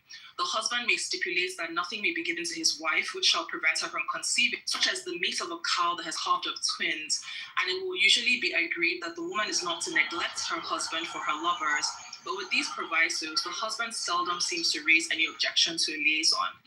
When such an affair has gone on for some time, the husband may endeavor to find a wife for his wife's lover. If he is successful, the liaison comes to an end. When the wife in question bears a child, the woman and her husband visit in 28 days, and the husband and the ex-lover are adjured never to quarrel. So yeah, like, I don't understand this thing of Western men, you can't have sex with anybody else, that this is a universal idea. It's really not. In fact, this idea is endemic in cultures where like there's a lot of resource competition. So you find this idea in like global north cultures, for instance, right? Places where it gets very cold. Europe is a good example. Like when you have a lot of tight resource competition, it makes sense that those societies would have evolved ideas trying to control what women can do sexually and so on and so forth. You also find this in places like, you know, the Middle East and so on and so forth. But in a lot of Africa, it's really, nobody really cares. Like there's many different cultures that have many different attitudes. Are there some cultures in Africa where being a virgin is important? Of course. Are there some cultures in Africa where they don't care what you do? Of course, right? But trying to scream that, oh, that this is an intrinsic desire of men is not actually really true. It's actually more tied to what is it called? A settled agriculture, right? And not just settled agriculture, but like the development. I'm sorry, Sugar Belly. I'll give you 30 more seconds. Yeah, so I just want to say that, like, and the other thing I want to say is because, like, this is also how we got to this conversation, right? Tied to, like, this lack of, you know, judging women for, like, their sexual freedom is also the reason why in a lot of Nigerian cultures, paternity is not by biology, paternity is by payment. Because the reason why, like, in so much of Nigeria, you become the father by paying as opposed to, like, being the biological father is because it is very common for a woman to be married to a man, but the biological father of the children is a man. But that man doesn't have any rights of paternity. Like, the man who paid the ngo is the man who's the father. All right, girl. We got Ryan next. All right, well, that also explains why HIV and AIDS is so prevalent. Let's go to statement. He decides he wants to read a scripture about the value of a wife. Shut it up, Lion. Amen. Amen, brother. Hey, white is. Yeah, I had to say it like that. A wife is not a whore. So the scriptures you are reading is saying that a wife is more valuable than the common whore. So let me show you out of that same book that you were reading. I asked you to go to Proverbs 7. This is a whore. Proverbs 7. Read along with me, class. Proverbs 7. Yes, Pastor. 10. Now here's the difference between a wife in scripture that you read, Concrete, and a whore. This is how a whore behaves, even in ancient times. It says, and there was a woman met him with the attire, meaning clothing, the way she was dressed, the attire of a harlot, and a crafty heart. That means she's real cunning and deceit. She was loud, like some of the women, rebellious. She doesn't like the standards that men set. Her feet would not stay at home. She all out in the street and everybody's business. You know women like that? I do. There's a few of them. There's a few of them. At times, she's outside. At times, the open square. She always wants to be where all the men are. All right? Lurking at every corner. Watch this. Let me pull over real quick. This nigga spitting right now. This nigga spitting. Here we go. This nigga is preaching like Is this going to turn into a Christian? Condemn this demon. We got concrete offline. Someone is playing music. Someone is playing music. Please stop. Hey, at times it says at times was outside, at times open square, lurking at every corner. So she caught him and kissed him with an impudent face and said, I have peace offering with me. Today I have paid my vows. So I came out to meet you diligently to seek your. In other words, she says the same bullshit she says to every nigga that passes by. And she goes, and I have found you. I have spread my bed with tapestry, meaning she's got the nicest house ever, and most hoes do. You ever go to a hoe's house? That shit looks good, it smells good. All of the flavors, the citrus everything. This nigga is spit. Colored, it says, I have spread my bed with tapestry, colored coverings of Egyptian linen. Oh, and it's the best. Where you think she got the money? Bitch ass niggas. I have perfumed my bed with myrrh, aloes, and cinnamon. Come, let us take our fill of love until morning. Let us delight ourselves with love, for my husband not at home. He has gone on a long journey. He has taken a bag of money with him. She's lying because we know where she got the money. She said to everybody, and will come home on the appointed day. With her enticing speech, she calls him to yield. With her flattering lips, she was him. Immediately, he went after her as an ox goes to the slaughter, or as a fool to the correction of the stocks, meaning once you get caught breaking a crime, you do a crime, you do the time, till an arrow stuck his liver. They're talking about the man's penis, got all hard and everything. As a bird hastens to the snare, a bird walks. How these dumbass men go chasing after these whores. That's what he's saying. They keep falling for the same bullshit trap. That's what it's saying right here. This is 7 and 23. He did not know it. It would cost his life. Yes, when the man comes home and finds his wife fucking this other man, she don't care about that man. And she definitely didn't care about her husband. But that husband is going to kill that man. Watch what it says. Now, therefore, listen to me, my children. Pay attention to my words of my mouth. Do not let your heart turn aside to her ways. Don't listen to these hoes, how they trying to tell you that it's all right to be a fucking hoe and you should just accept this shit. The reason why her custom is the way that it is, just look around Africa. They have the biggest amount of every disease you've ever seen in the world. And it's probably because of their sexual habits. So now the racism jumps out? Oh my God, this segue is long though, bro. Do not, I'm almost done. Do not pray into her head. For she has cast down many wounded, and all who were slain by her were strong men. Her house is the way to hell, descending to the chambers of death.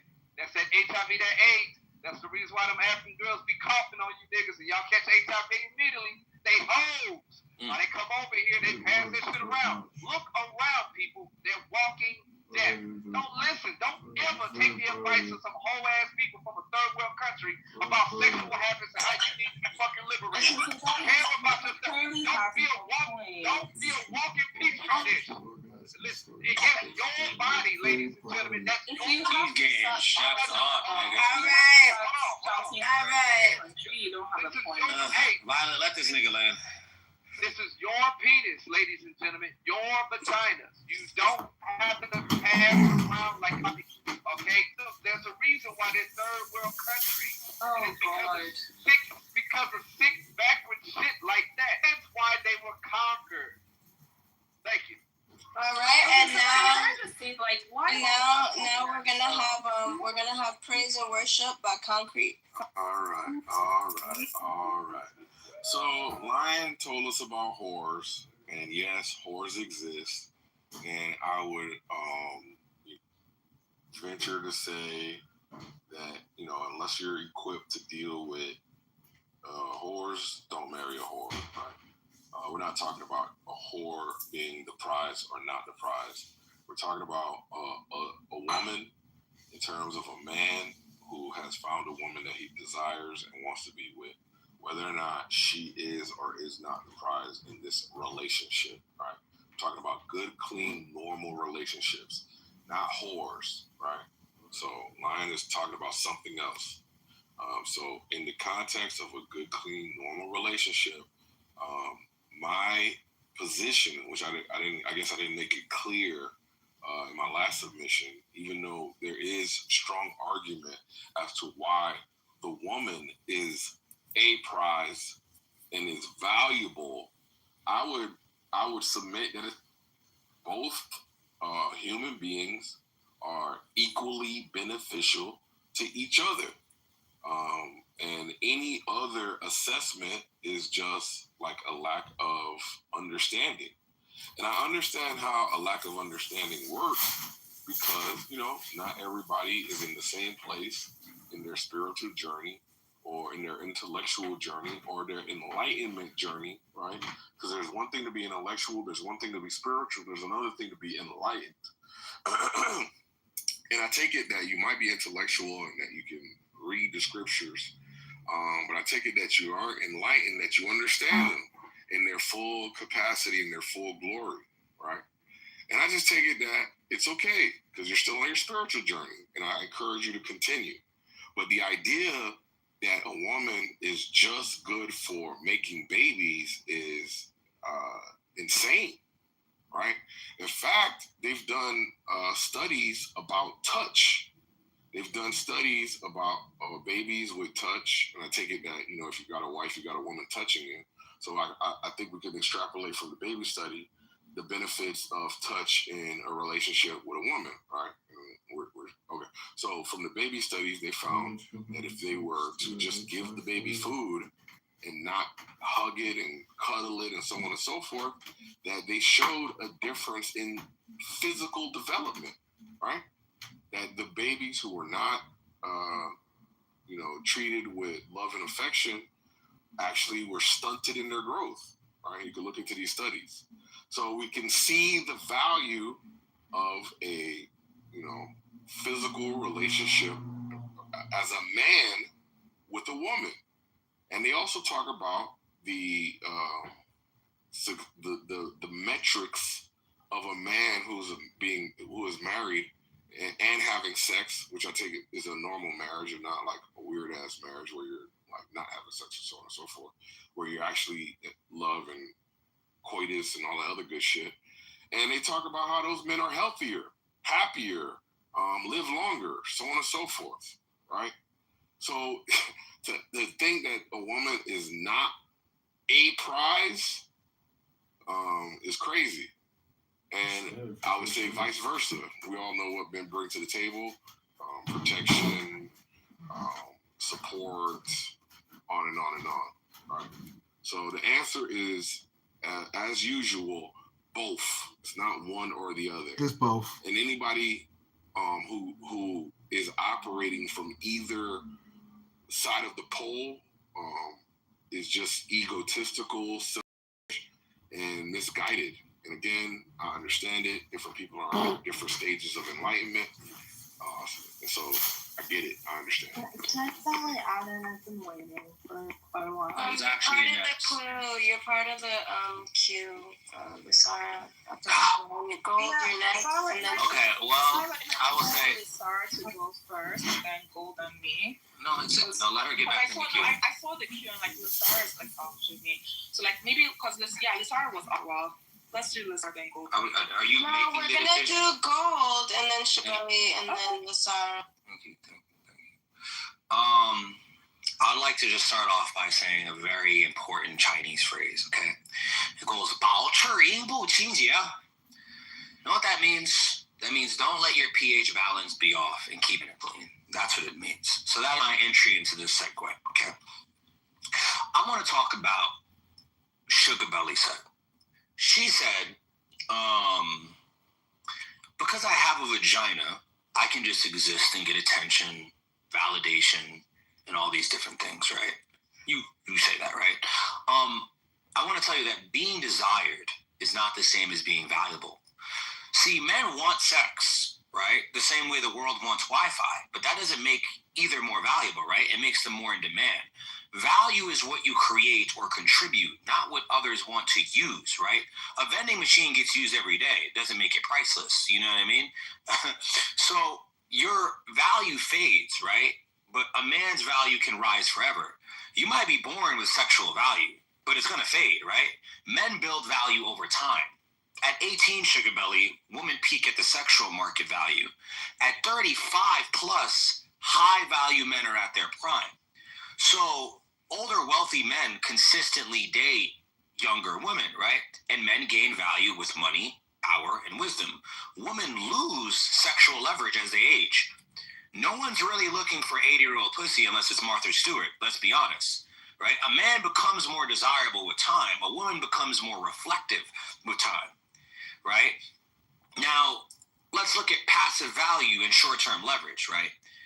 If all you need to be valuable is to exist, that's not power. That's vulnerability. Your leverage disappears the second a man stops giving it to you, right? Just a reminder to you, men built empires to own land, not to chase women. And women's sexual value can open doors, but men own the building of those doors that are being opened. So you being valuable just because you have pussy, which is crazy to say as a woman, that your value is in your pussy. That just really goes to show you where your mindset is at, right? You didn't even say your value was in these other things, which, you know, women do have value and a lot of other things, but you put the first value in your pussy, which goes to show you that your body count is probably excessively high because you're thinking with your pussy and not with your head.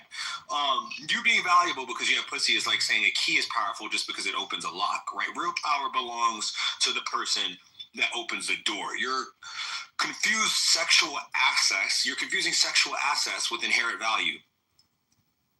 For you, sorry, I'm eating a little bites right now. If existing is enough to be valuable, why are women constantly told to bring more to the table? Why do most desired women still chase the 1% of niggas who built something? Because you even know that that's the truth, right? You know that that's the truth, but I don't think you want to admit it because what Sugar Belly is doing, everybody, is she equates attention or sexual desire from men with inherent value, right? But value isn't about being desired, my friends. It's about being rare. It's about being impactful. And it's about being irreplaceable. There's a lot of girls that I can think of right now that are very irreplaceable.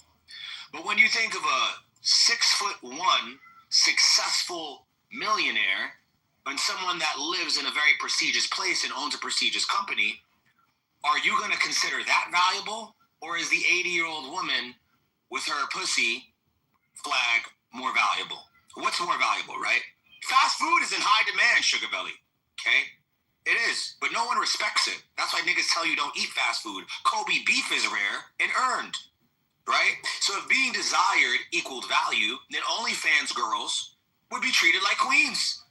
They would be respected long term. We would be having a fucking parade for them in the street, but we don't, right? Because in economics, value is tied to scarcity plus utility, not just demand. So anyone could be desired, but very few people can be irreplaceable. So you're not valuable because men want you. You're valuable if you still matter when they stop wanting you, right? Your fertility rate peaks 18 to 24.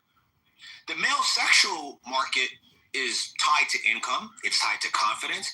It's tied to leadership. It's tied to a bunch of different shit from 30 to 50, right? Wealthy niggas in their 40 to 50 still date women in their 20s. Why?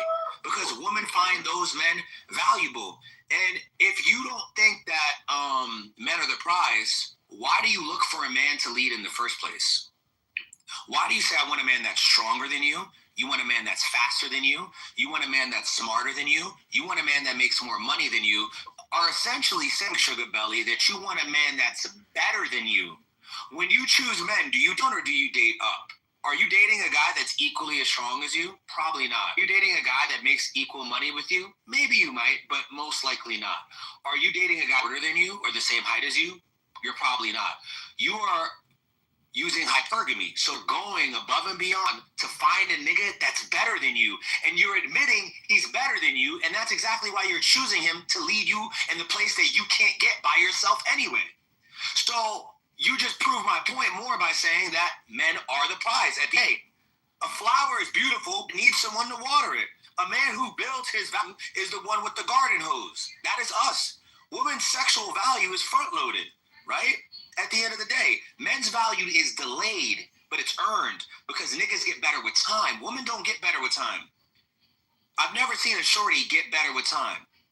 There's been a lot of fine chicks. I'm not gonna lie. There's been a lot of fine shorties, and some of them do look good. But the majority of women are not getting better with time. Women rely on their age and their beauty, and that fades. But you know what doesn't fade? Building cities, building civilizations. You got niggas that's 80 years old still in the trenches. Yeah. So you're not valuable just because you're a woman. You're marketed that way. She thinks of value as self-evident, but in reality, it's constructed by male desire and social media algorithms. Okay, cool. So okay, yeah. So with that, I'll let. Wait. Am I done, Violet? Or do I got a couple more seconds?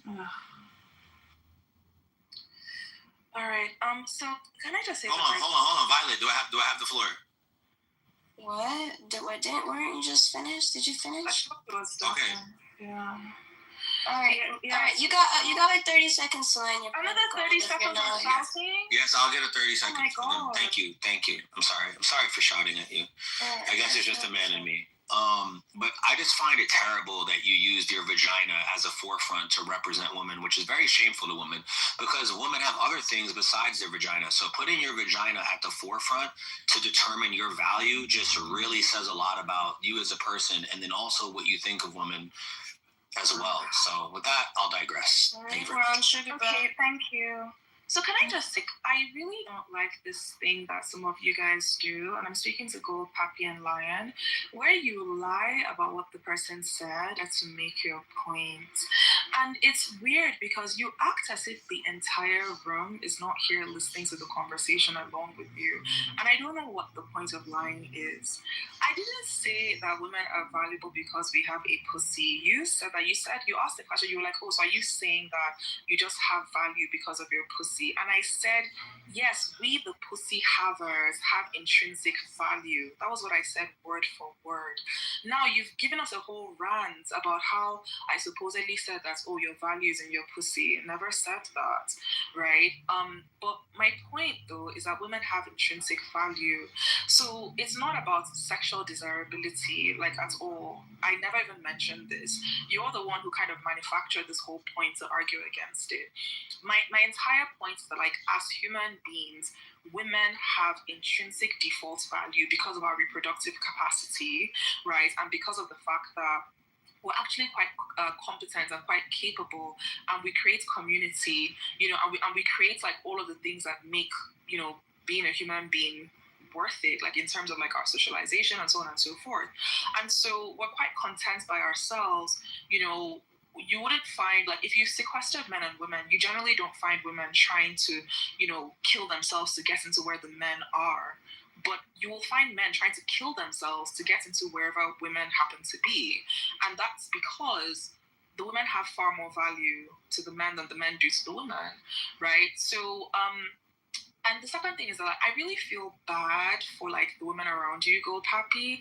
And I feel really bad for the women, like, in whatever social culture you're a part of. And I'm not saying this to say that you're a bad person. Like, I'm really not, right? But I'm saying it to say that, like, the ideology that you're parroting is incredibly tedious. It is incredibly exhausting. And when I think that, okay, some girl is going to have to marry you, right? Some girl is going to have to listen to this nonsense for the rest of her life. Some girl is going to have to, it's deep. Wow, that's deep. When you say this rubbish, I feel bad, and the reason why I feel bad is because I know for a fact that, in other parts of the world, women don't have to believe this rubbish or listen to this rubbish in order to have partners, like, to partner up with men or to get married or whatever. It really doesn't matter. And it's funny that Lion was shouting about, third world country and stuff, right? Because what I don't understand is that, okay, yes, I'm from a third world country, but you guys are from a first world country where you're supposedly meant to be living better. You're supposedly meant to be having a better time of life. And so, like, why are women in this first world country who are meant to be freer, who are meant to be happier, why do they have to tolerate this nonsense ideas from men? Like, it's confusing to me, right? If you're supposed to be living a better life, why do I have to hear the Gold Pappies of the world telling me rubbish about how, men get better with age and women go down with age or whatever nonsensical idea, like, it doesn't make any sense to me. Meanwhile, in the country where I'm from, which is, like you said, a third world country that has nothing to teach you, first of all, like, the marriage rate is much higher than in your first world country, right? So even you guys from the first world country, you men who keep on shouting about how, marriage is so important to you, marriage is so valuable to you, you're looking for a wife, the way you say that word, wife, right? You guys aren't having that success of having wives. You're not having that much success of having marriages. Like, our marriage rates outstrip yours, like, hands down, right? And we're not tearing ourselves to pieces about body count, tearing ourselves to pieces about how men are supposed to be more valuable and whatnot. Like, it's kind of crazy that you supposedly have more freedom, but you're binding yourselves in these regressive ideologies. And then the other thing that I want to say is that, like, I also don't understand why you guys keep on trying to argue against what I'm saying using the Bible. It's odd. I'm not a Christian. I don't believe in the Abrahamic cinematic universe. And yet, you guys keep pulling out Bible verses to tell me what your imaginary daddy in the sky said. That's very nice for you. And if this whole conversation was about, okay, what do Christian people believe about marriage, or what do they believe in relationships, I would agree with you, because I've read the Bible too. Like, I've done all the Christian theology as well. Like, I've studied all the Christian stuff there is to study. So I would agree with you that, yes, this is what Christians say, this is what they believe. This is like, if Christians ran the world, or if Christians making the rules, this is how it was going to be. I don't have any arguments against that there.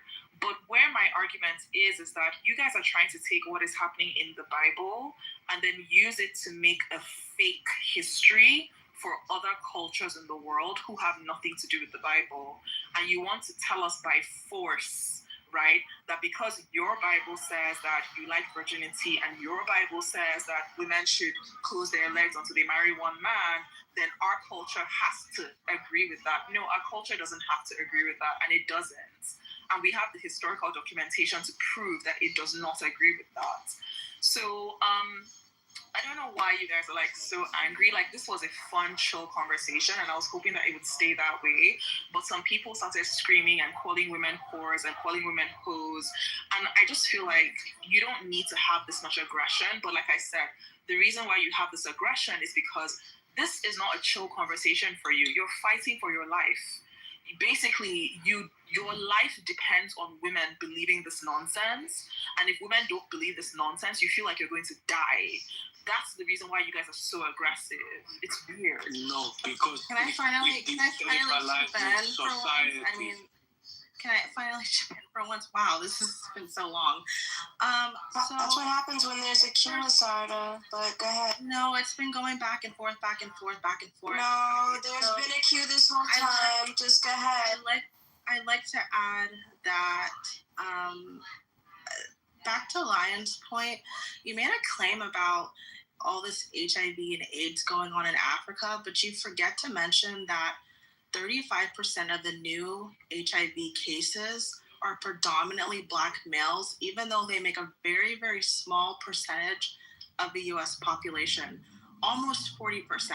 Now, look, I'm a person, I think men and women need each other, so I don't really have a dog in this fight, but that's kind of where I feel like the facts, whatever you said there, kind of, the facts don't back it up. It doesn't make any sense. I don't know why that was brought in.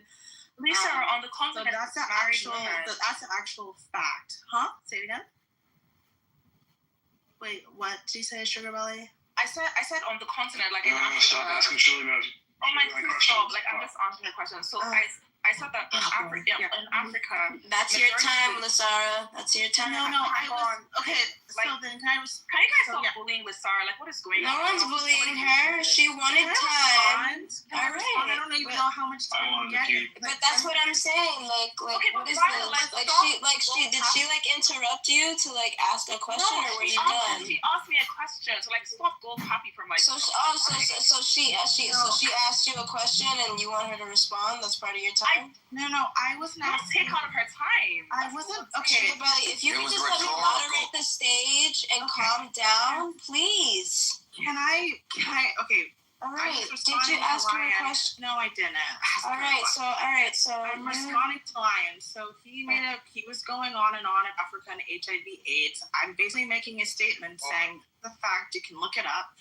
35% of the majority of HIV cases are predominantly from Black males, and they make up only a small percentage of the US population. And then also, it's kind of blasphemous. Everyone's talking about God and Jesus. It's funny because in a lot of spaces, guys will talk about how women are also they're gossiping, TTing. I mean, shouldn't you guys be building, working? Why are you guys on Clubhouse? Leave the gossiping and the chattiness to the women. I don't understand it. And I don't really know what Black men are building. I mean, you're talking about, we built the civilization. What are you building? What was built by you? I mean, it doesn't really add up. So, I mean, the marriage rates are down. You said what was built by men? No, Black men. Okay. The marriage rates are down. Out of wedlock birth rates. I mean, what are Black men really building? They're not. Black men built this whole damn country. I'm just saying. That's a crazy statement. But we're gonna let her finish. Get her the fuck out I'm talking about the facts. I mean, that's just what the facts say. Well, she sounds like Charlie Kirk, breaking All right, well, let her sound like that and let her land her fucking plane. Why are you guys so angry? I don't have a dog. Just ask questions. Oh my God. I don't have a dog in this fight. I think I wouldn't. I'm not necessarily agreeing with Sugar Belly, but I think some of the points that you guys are making are just not really strong enough. You're talking about men, but you're not specifying what men. You're talking about HIV, but you're forgetting the fact what I just pointed out. It's like I said, I'm a Christian, I'm conservative, but I knew it. Bad argument. I don't really know what you're talking about. Anyway, go away, take it away. Yeah, so Lisa, all I wanted to say to what you said about HIV is because you're please, can you stop? We're having a chill conversation. It's not a fight. Nobody's fighting with you. Yeah, that's fine. But I go after him. Yeah, so Lisa, so on the continent. I typed in that I was in the queue earlier. Yeah, Leon goes before me for sure. Okay, so I do think that it's going to be interesting tomorrow because we are going to see a response from the ecstasy chair based off what Jon Stewart's going to say, and I guarantee you Ellison is going to be pressured by Trump behind closed doors to probably get rid of Jon Stewart permanently from The Daily Show. Because, they have also a broadcast license that was just transferred to them and bought by Skydance, right? So, this is gonna be some tea. that we're gonna miss out on if you guys, you know, it would just be something y'all would play tomorrow. But y'all could just play it live. So who's doing the? I thought I read that today. Who's doing the Charlie Kirk special? It's gonna be Sinclair. Aaron in place of in place of Kimmel show. Yeah.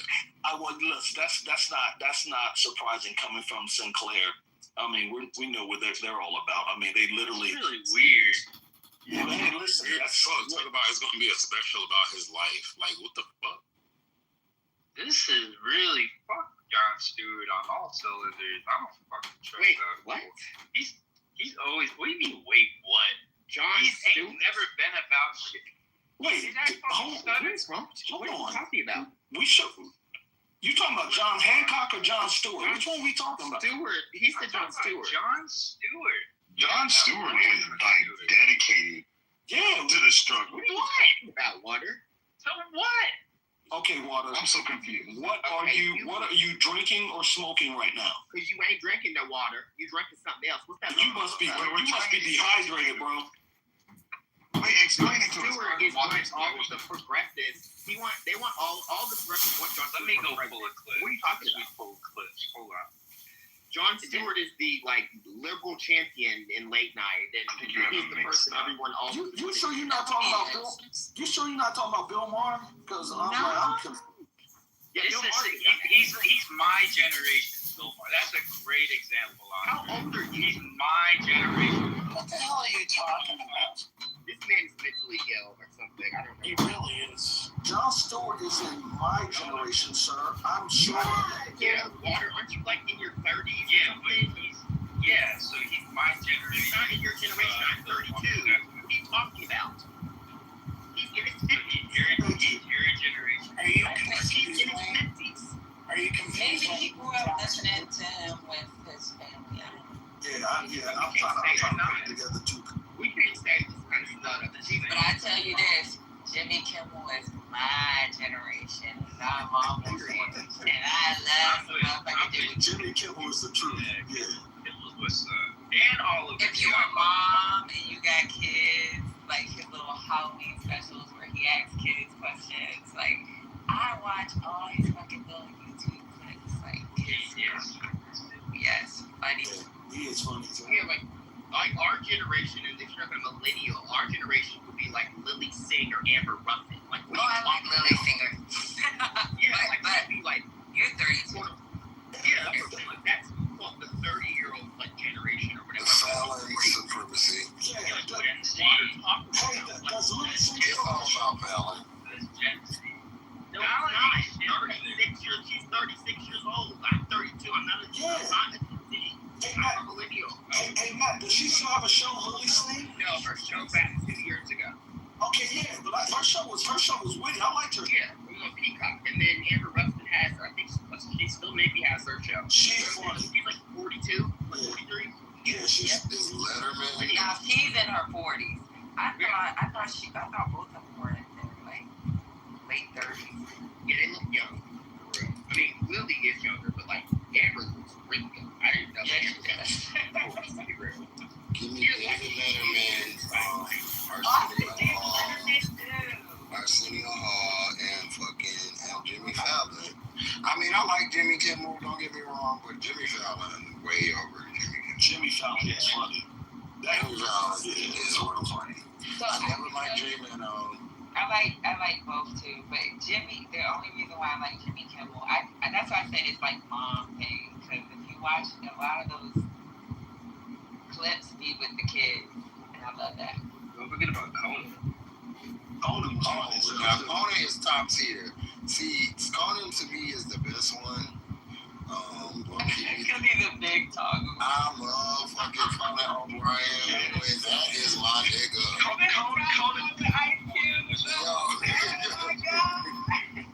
I love Conan O'Brien. He is like one of my favorites. And the thing about Conan is Conan knows that he is a very goofy, awkward, like white Irish guy, right? But he just goes with it. He don't give a damn. That damn ride along with Ice Cube. Yeah, I ride along with Ice Cube. Wasn't it with like This is my favorite. This is my favorite Conan O'Brien when he did this. Which one? PTR. Oh yeah. When y'all be going off here, especially First Lady, I always do this emoji. Never listened to his podcast, Conan O'Brien Needs a Friend. Yeah, it's funny. That's a funny motherfucker. Yeah, he's hilarious. I like Leno. I grew up on Leno did nothing. That Big Joe did nothing for me. Yeah. No, it's not. Didn't him and Letterman did not get along? Yeah, because the Tonight Show. Because he's so dry. Yeah, the Tonight Show was supposed to be Letterman's. Letterman was funny as hell. I never understood that. Right. You gotta enjoy it. Letterman was great. He creeped me the fuck out. And his family creeped me the fuck out. You know what got me into Letterman when they did that, was it a movie that they did about Johnny Carson, how he was supposed to take over late night? Yep. Yo, rest in peace, Joan Rivers. Man, I wish she was live because she'd be dragging people left and right. Yeah, Joan was on Leno. He was a regular. Black John. He was a guest host of the Tonight Show before Leno when she was supposed to get the job, but they went with Leno. Yeah. Maybe that's why. That's my first. The first person taught me how to read. When I tell you, she doesn't read. She reads. Yeah, Joan Rivers was one of them. She was a trip. She don't give a fuck. Well, that's when we had real poets, you know, and I like Carson too, but give me Conan. If I gotta pick, give me Conan, then Letterman. I love Arsenio. Well, yeah, Conan probably the top one, and I love Jimmy Fallon too. Yeah, Jimmy, Arsenio, Arsenio, Jimmy, and Conan are my top, like top tier. I mean Fallon too. Yeah, Fallon's up. Fallon, no. Maybe. Jimmy Fallon is, man, look. Jimmy Fallon gets straight credits because he got the Roots as his band. Like Jimmy Fallon is canceled. And he came from SNL, so whenever he get the other SNL people on there, that should be funny. Like when Kristen Wiig come on there, that should be funny. Kristen Wiig came on there as Khaleesi from Game of Thrones, and she wouldn't come out of character. That shit was hilarious. You gotta watch that shit, Patty. Which one was it? It's an episode of Jimmy Fallon and Kristen Wiig came on there, but she was dressed as the Khaleesi from Game of Thrones. She wouldn't come out of character. She had this terrible ass wig on, and she was like, "So how you been doing?" She was like, "Just chilling with my dragons." And it was like, and when you got Kristen Wiig, she's a little bit older. What is that white woman name that was married to, not married, that was dating 50 Cent? Oh, you're talking about Chelsea Handler. Chelsea is funny. Chelsea Handler is funny. Listen, dry, but she's funny. Listen, 50 got her heart.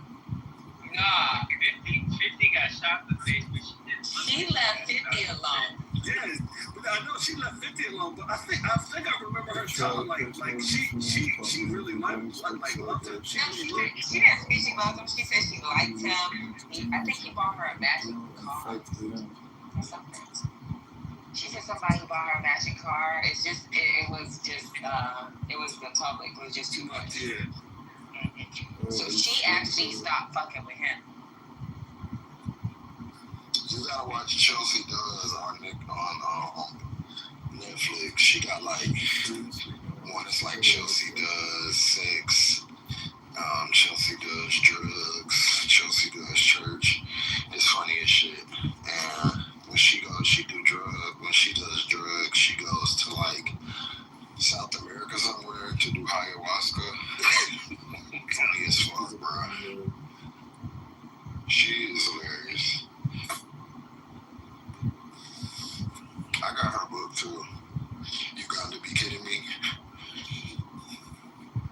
got to be kidding me. That's the one word. You got to be kidding me. Why did she happen to her? That's weird. Was that Chelsea a 40-year-old virgin? Was that some other problem? I doubt Chelsea was a virgin. They need to bring back Chelsea. No, a 40-year-old virgin. Oh, in the movie? Yeah. Oh, That was, I know what you're thinking about. That was Judd's wife. She's fucking hilarious. She's a genius for me. Kristen Wiig, nobody will ever trump Kristen the Wiig. She's the funniest. Oh, you're talking about Elizabeth Banks was in 40-Year-Old Virgin. Yeah, Elizabeth Banks. Okay. Yeah. Or Cindy from Scary Movie.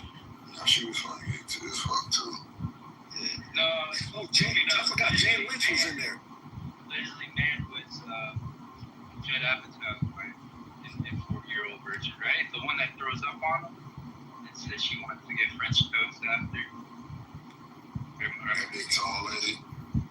She ain't tall, dog. That's Jane Lynch. That's Jane Lynch. Jane Lynch. But nobody funny. I'm sorry. It's Kristen Wiig and Melissa McCarthy. Then everybody else fall under them. And what's the one who used to do Debbie Downer? Tina Fey. Oh, Tina Fey's funny too. But Tina Fey's up there, but Amy Poehler. Okay, so it's them three, and then all the other white girls. Rachel, she's a Rachel. Who's the one that Bridesmaids? No, Rachel did Debbie Downer, I think. Yeah, Bridesmaids. No, the tree. That's Kristen Wiig. Rose the bar is from Bridesmaids. Man, y'all gotta give what's her name? Put some respect on her name. Maya. She's what's her name? Daughter. Maya Rudolph. Yeah, Maya Rudolph. Yeah, Maya Rudolph. Maya Rudolph is funny as hell. I would like to see Melissa McCarthy and Tiffany Haddish and Maya Rudolph. Nah, Tiffany Haddish. You go. Wait. Tiffany Haddish is one note. It's the same character from Rich Trip. I don't need to see her. Every time I see her face, I just see this is nice. I'm like, okay, I'm over it. I'm done. Every time I see her face, that's all I see. Every time. This is nice. What's her name? Tiffany Haddish's face. All I see is her doing the name from 2014. She needs to sit down. I like what's the girl from Abbott Elementary?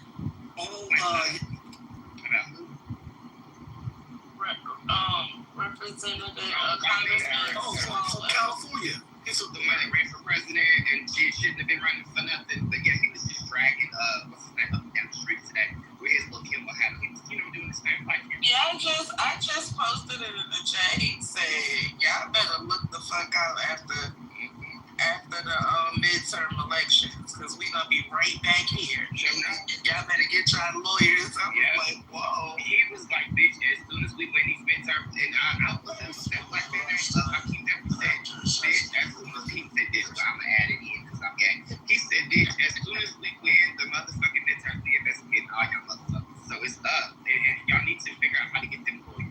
Oh yeah. Yep. Swalwell from California. Swalwell, we got a lot of respect out here. He don't fuck around. Like and I saw that earlier in Brooklyn. He was for real with it. He's like, yo, don't you worry. It's gonna be After Kirk's death, you really think we're gonna win the midterms? I don't know. That's what I'm talking about. Yeah. That's a year and a half. They will because of it. But people really don't vote in local elections. Like, come on, You're older. The midterms always goes to the party that is not. The House always goes to the party not the House. It's just. And that's true, but you know what? This is not enough to do anything. They're going to be all this is doing is actually making more people hate Republicans because of what they're doing in the name of Kirk. It's exposing the Republican Party. This whole freedom of speech thing can be a good thing because it may ignite people that didn't vote, especially in the presidential election, to get out and vote, and people that normally don't vote in midterm elections to get out and vote, because this is going to be something that's going to help us get to another place. This is crazy. I'm not going to say that like there's nothing to be worried about, but I think that yeah, no, I hear you. But I think that like Trump has put himself in a very bad position. Like as much as he's trying to run away from the Epstein files, the transparency, and the whole freedom of speech, like all the shit that they were really about. I gotta find this clip that Joy Reid had posted about why Republicans so mad since they got everything right now, but they still mad. But the one thing I want to say is like. There is a very big glimmer of hope that the Democrats will win things back because like Donald Trump has a lot of things to answer for that he has not. A lot of things that he claimed was going to get better has not. And on top of these kind of like social issues that he's kind of put people, like he's trying to like press down on people. Like I think that there is going to be a faction of people that are really going to just be like, yo, I voted for this bullshit and now I need to correct it. That's not to say we're not, there's not going to need to be a push to get out. But I don't think that they just got it all in the bag. I think that they know what's coming, and that's why they're putting it in overdrive to try to suppress votes and try to take over things. But I think that really it's really going to come down. Yeah, it's really going to come down to just people getting out the vote to put to Patty's point. And that's the part that I'm worried about is the suppressing of votes. Like, I think that that's going to be hella prevalent with all of the clues that we got now. I think they're definitely going to go extra hard with the suppression of votes. There's going to be a lot of bullshit. Where were you? Where was Marcus? He wasn't with all that.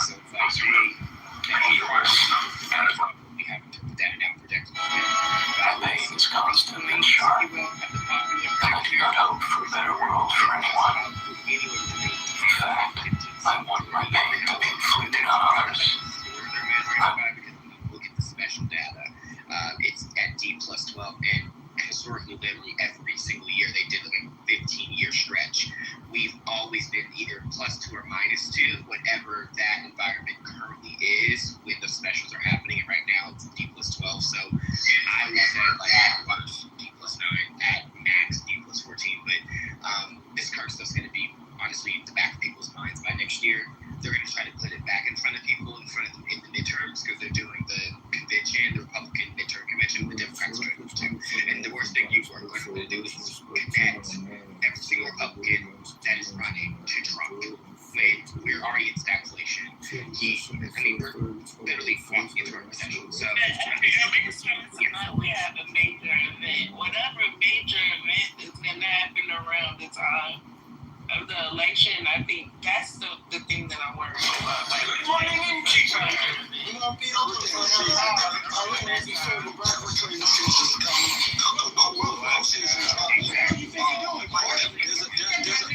of things coming that are like some natural and just some unforeseen. But I can tell you right now, some of these states they got hurricanes coming.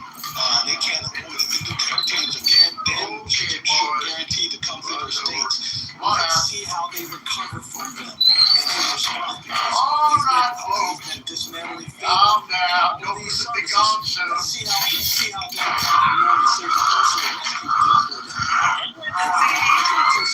just do a share.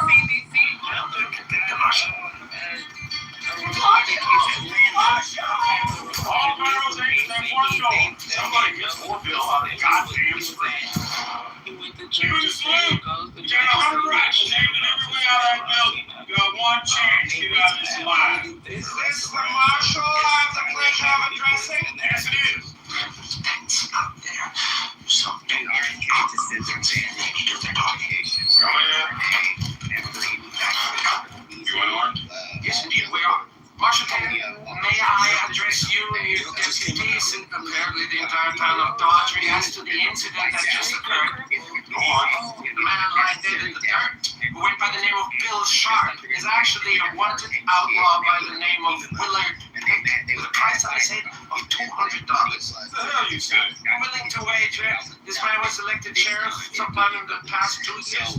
Let alone I know this because 3 years ago, he was rustling cattle from the BC Corn and Cattle Company of Lubbock, Texas. This is a warrant made out by Circuit Court Judge Alan Laudermilk of Austin, Texas. You're encouraged to wire. Little things that's gonna happen in the long list of things about. In other words, Marshall, you owe me $200. Oh, y'all just found out when this outbreak? Girl, in Texas, we've been doing that all year. Catch up, huh? Well, it's Atlanta. They had the first recorded case here in Atlanta a few days ago. Yeah, and I was sorry, Krasm, for the ones who didn't know. Yeah, I totally understand that. It's these type of things probably make the rounds across the country, especially depending on the season change. And so, you know, it's just. Well, so now it's 7 at Grady now, Tony. Because it was like probably 4 or 5 days ago, and they was like, they got their first recorded, so they'll be on the lookout. Now Tony saying it's 7. That's crazy. I thought the news was This couple just dropped the craziest TikTok dance in 2025 as the husband pulls off a move no one. This tool is truly amazing. It can split stones with ease. The wedge is placed into a drilled hole, and hydraulic pressure pushes it forward, forcing 2 sides outward. As the pressure builds, the rock finally gives in and breaks apart. This tool is truly amazing. It can split stones with ease.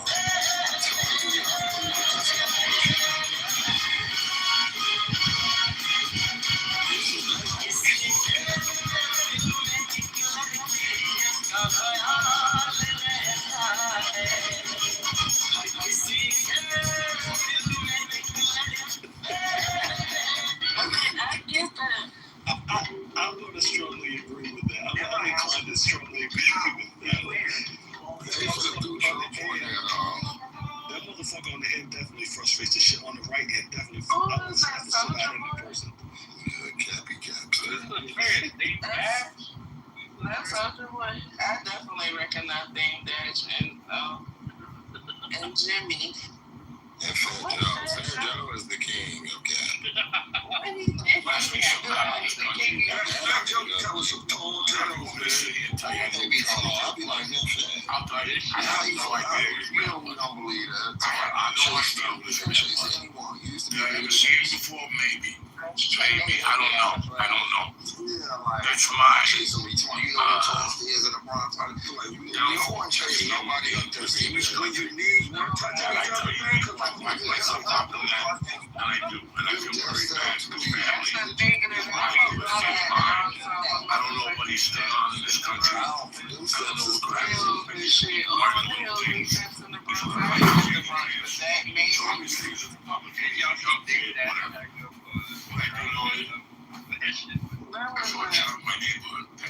No, I can't give it to everybody. She took the karaoke by herself.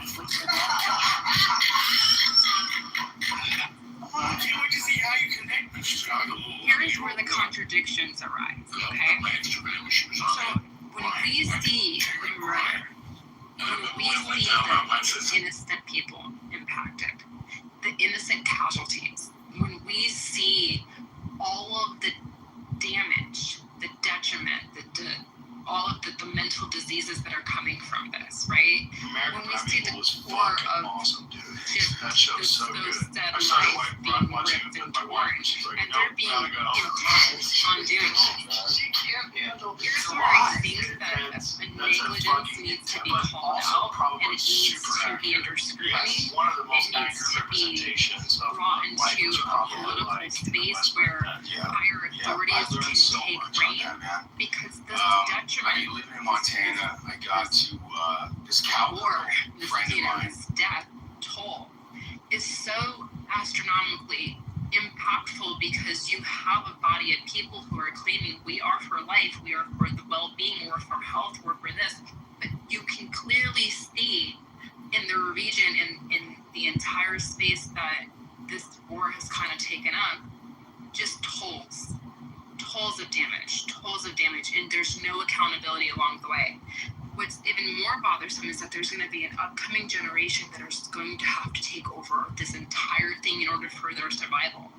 And what I feel is though what's not being called out, at least on a national scale, is the accountabilities that need to be taken immediately for that next generation to have some sort of sustained stability, not just trying to merge through and make their way and make, a life from the ruins of all of this. But I just think those conversations aren't had, and when we talk about the youth that are impacted here, it doesn't matter what you stand for. It doesn't matter. It doesn't matter what campaign you're under. It doesn't matter what color or religion or anything. The only thing that matters is life. And neither you or I or anybody with a pistol in their hand or a bomb getting ready to drop has any control over giving or taking life. That is only with the higher power. That's only with God. There's only one God, and we all know this to be factor. We don't have to have wars to debate something like this. It's not even debatable. Can I say something? Blind men will eventually know they know God. Do men know that? Because women don't start being born. Zoe. Now,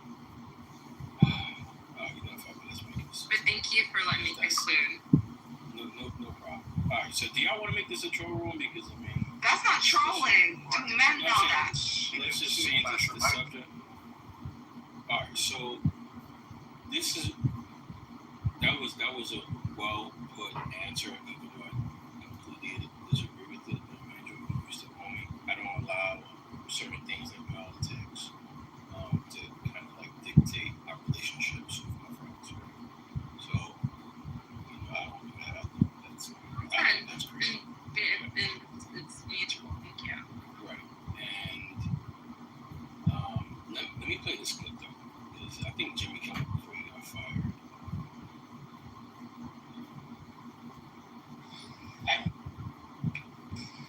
The way you answered that question, that was like so much.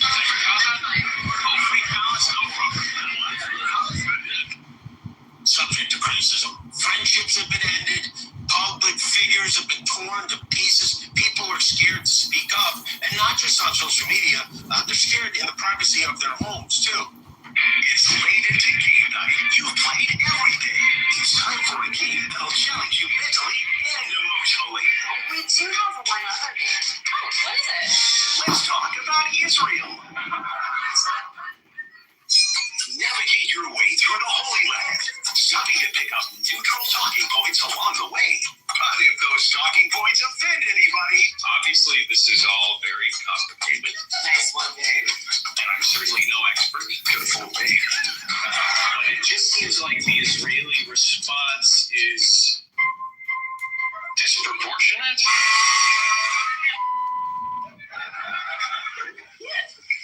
You'll spend hours navigating this conversational minefield and having no fun doing it. Well, this conflict goes back a long, long way. Nice and vague. But when one force occupies... Am I not allowed to say that word? I don't know. These rules are hard to follow. You might not know what you're talking about, but don't let that stop you from weighing in. I feel bad for anyone, anywhere who's uncomfortable about anything. What was wrong with that one? You messed up. Oh, you want to give Hamas a pass? No. That's not what I said. That is not what he said. Just like the real conflict, this game may never end.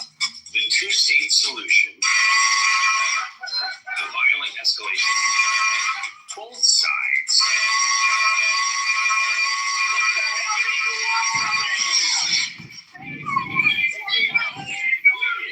Let's talk about Israel, not one for all. Long ass clip, but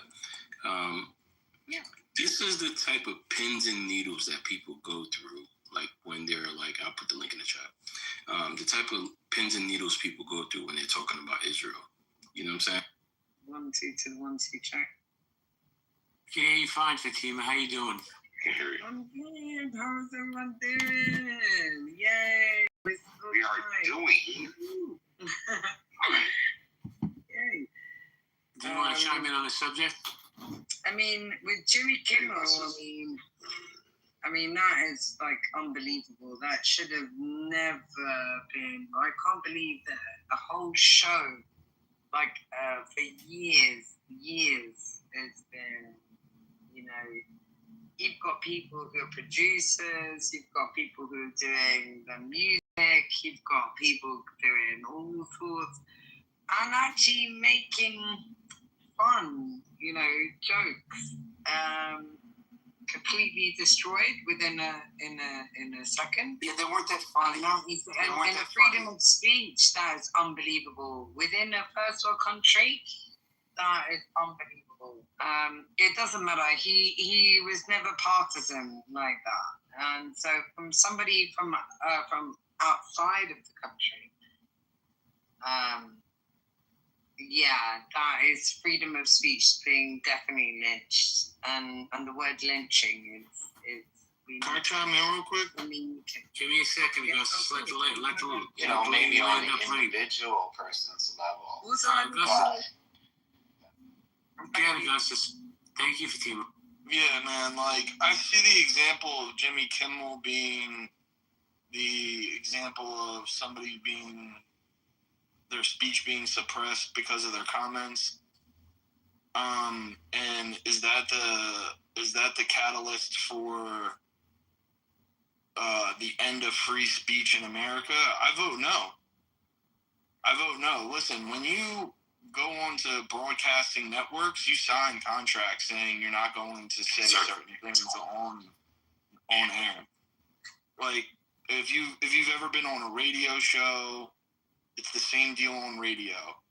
Okay, so Augustus, first off, how you doing? Good to see you, bro. Good to see you too. Let me just say this. Forget you, Fatima. Let me just say this. We have a one mic policy in here. So my speaking will just speed up. You'll get a chance to go again. Thank you very much. So Augustus, hold on. Let me move this lady down because she's just going to keep interrupting. Augustus, I'm not talking about the Jimmy Kimmels, which is broadcast. You know, the whole world knows he was fired, and all these other celebrities that are getting canceled now. I'm talking about just the regular people that go on social media. And I'm not talking the ones that cheer on his death. I'm talking the ones that had an opinion about him who are getting canceled. You don't think that's curtailing free speech in America? I don't think that it's an assault on free speech now. I think if they were to be put in jail, it would be. Like we see in the UK. Gotcha. Let me say hello to Sloan, and then I'm going to say hello to Justin. Hey, Sloan, how you doing? Hey, good. Hey, JB. Hi, everybody. Thanks for bringing me up. Thank you for coming up. Do you think free speech is dead? And if so, what amendment are they going after next? Ooh, good question. I think they're definitely trying to control the narrative, control voices. Yeah, absolutely. Is it dead? No. I mean, he'll be in office 3.5 more years. If somebody else comes in, even if he may not interpret how he wants people to criticize others. You know, he's a different beast. So, the next one to go after freedom of speech. Oh gosh, let's. I'll have to think on that one. Let me think on that one. Well, let me tell you something. So, even though they'll never come out and admit it,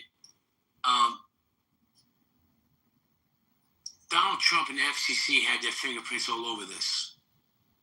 So, if you guys don't see what's really going on, and I am not a conspiracy lunatic. I don't go down that rabbit holes. I leave that to others. But when the chairman of the FCC comes out and says that he needs to be punished, and the next thing you know, the guy gets fired, that says to me, Donald Trump made that call to the FCC chairman and said, hey, do something about this guy because he's criticizing Charlie Kirk. Let me say, okay, Sloan? But wait, didn't the Obamas do the same thing to Roseanne some years ago? Didn't the Obamas call the network and have Roseanne fired because she said something about essentially the same thing happened to Obama. The same thing happened to Roseanne because Roseanne said something about one of Obama's, somebody in Susan Rice, maybe. That woman, compared it was Valerie Jarrett, who's president. Yeah, that woman. Yeah, she was canceled for her comments.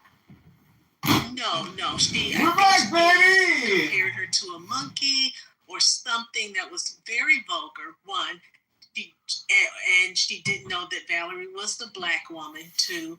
But no, she didn't. You know what happened? The president of ABC programming, or maybe the president of ABC at the time was a black woman, Kim Richards, Kim somebody. He was like, this shit no. will go all night long. All right, we're gonna restart the live. He was able to make that call because she was over the network at that time. But no, that wasn't a White House call. That was the president of ABC call, who probably knew Valerie Jarrett.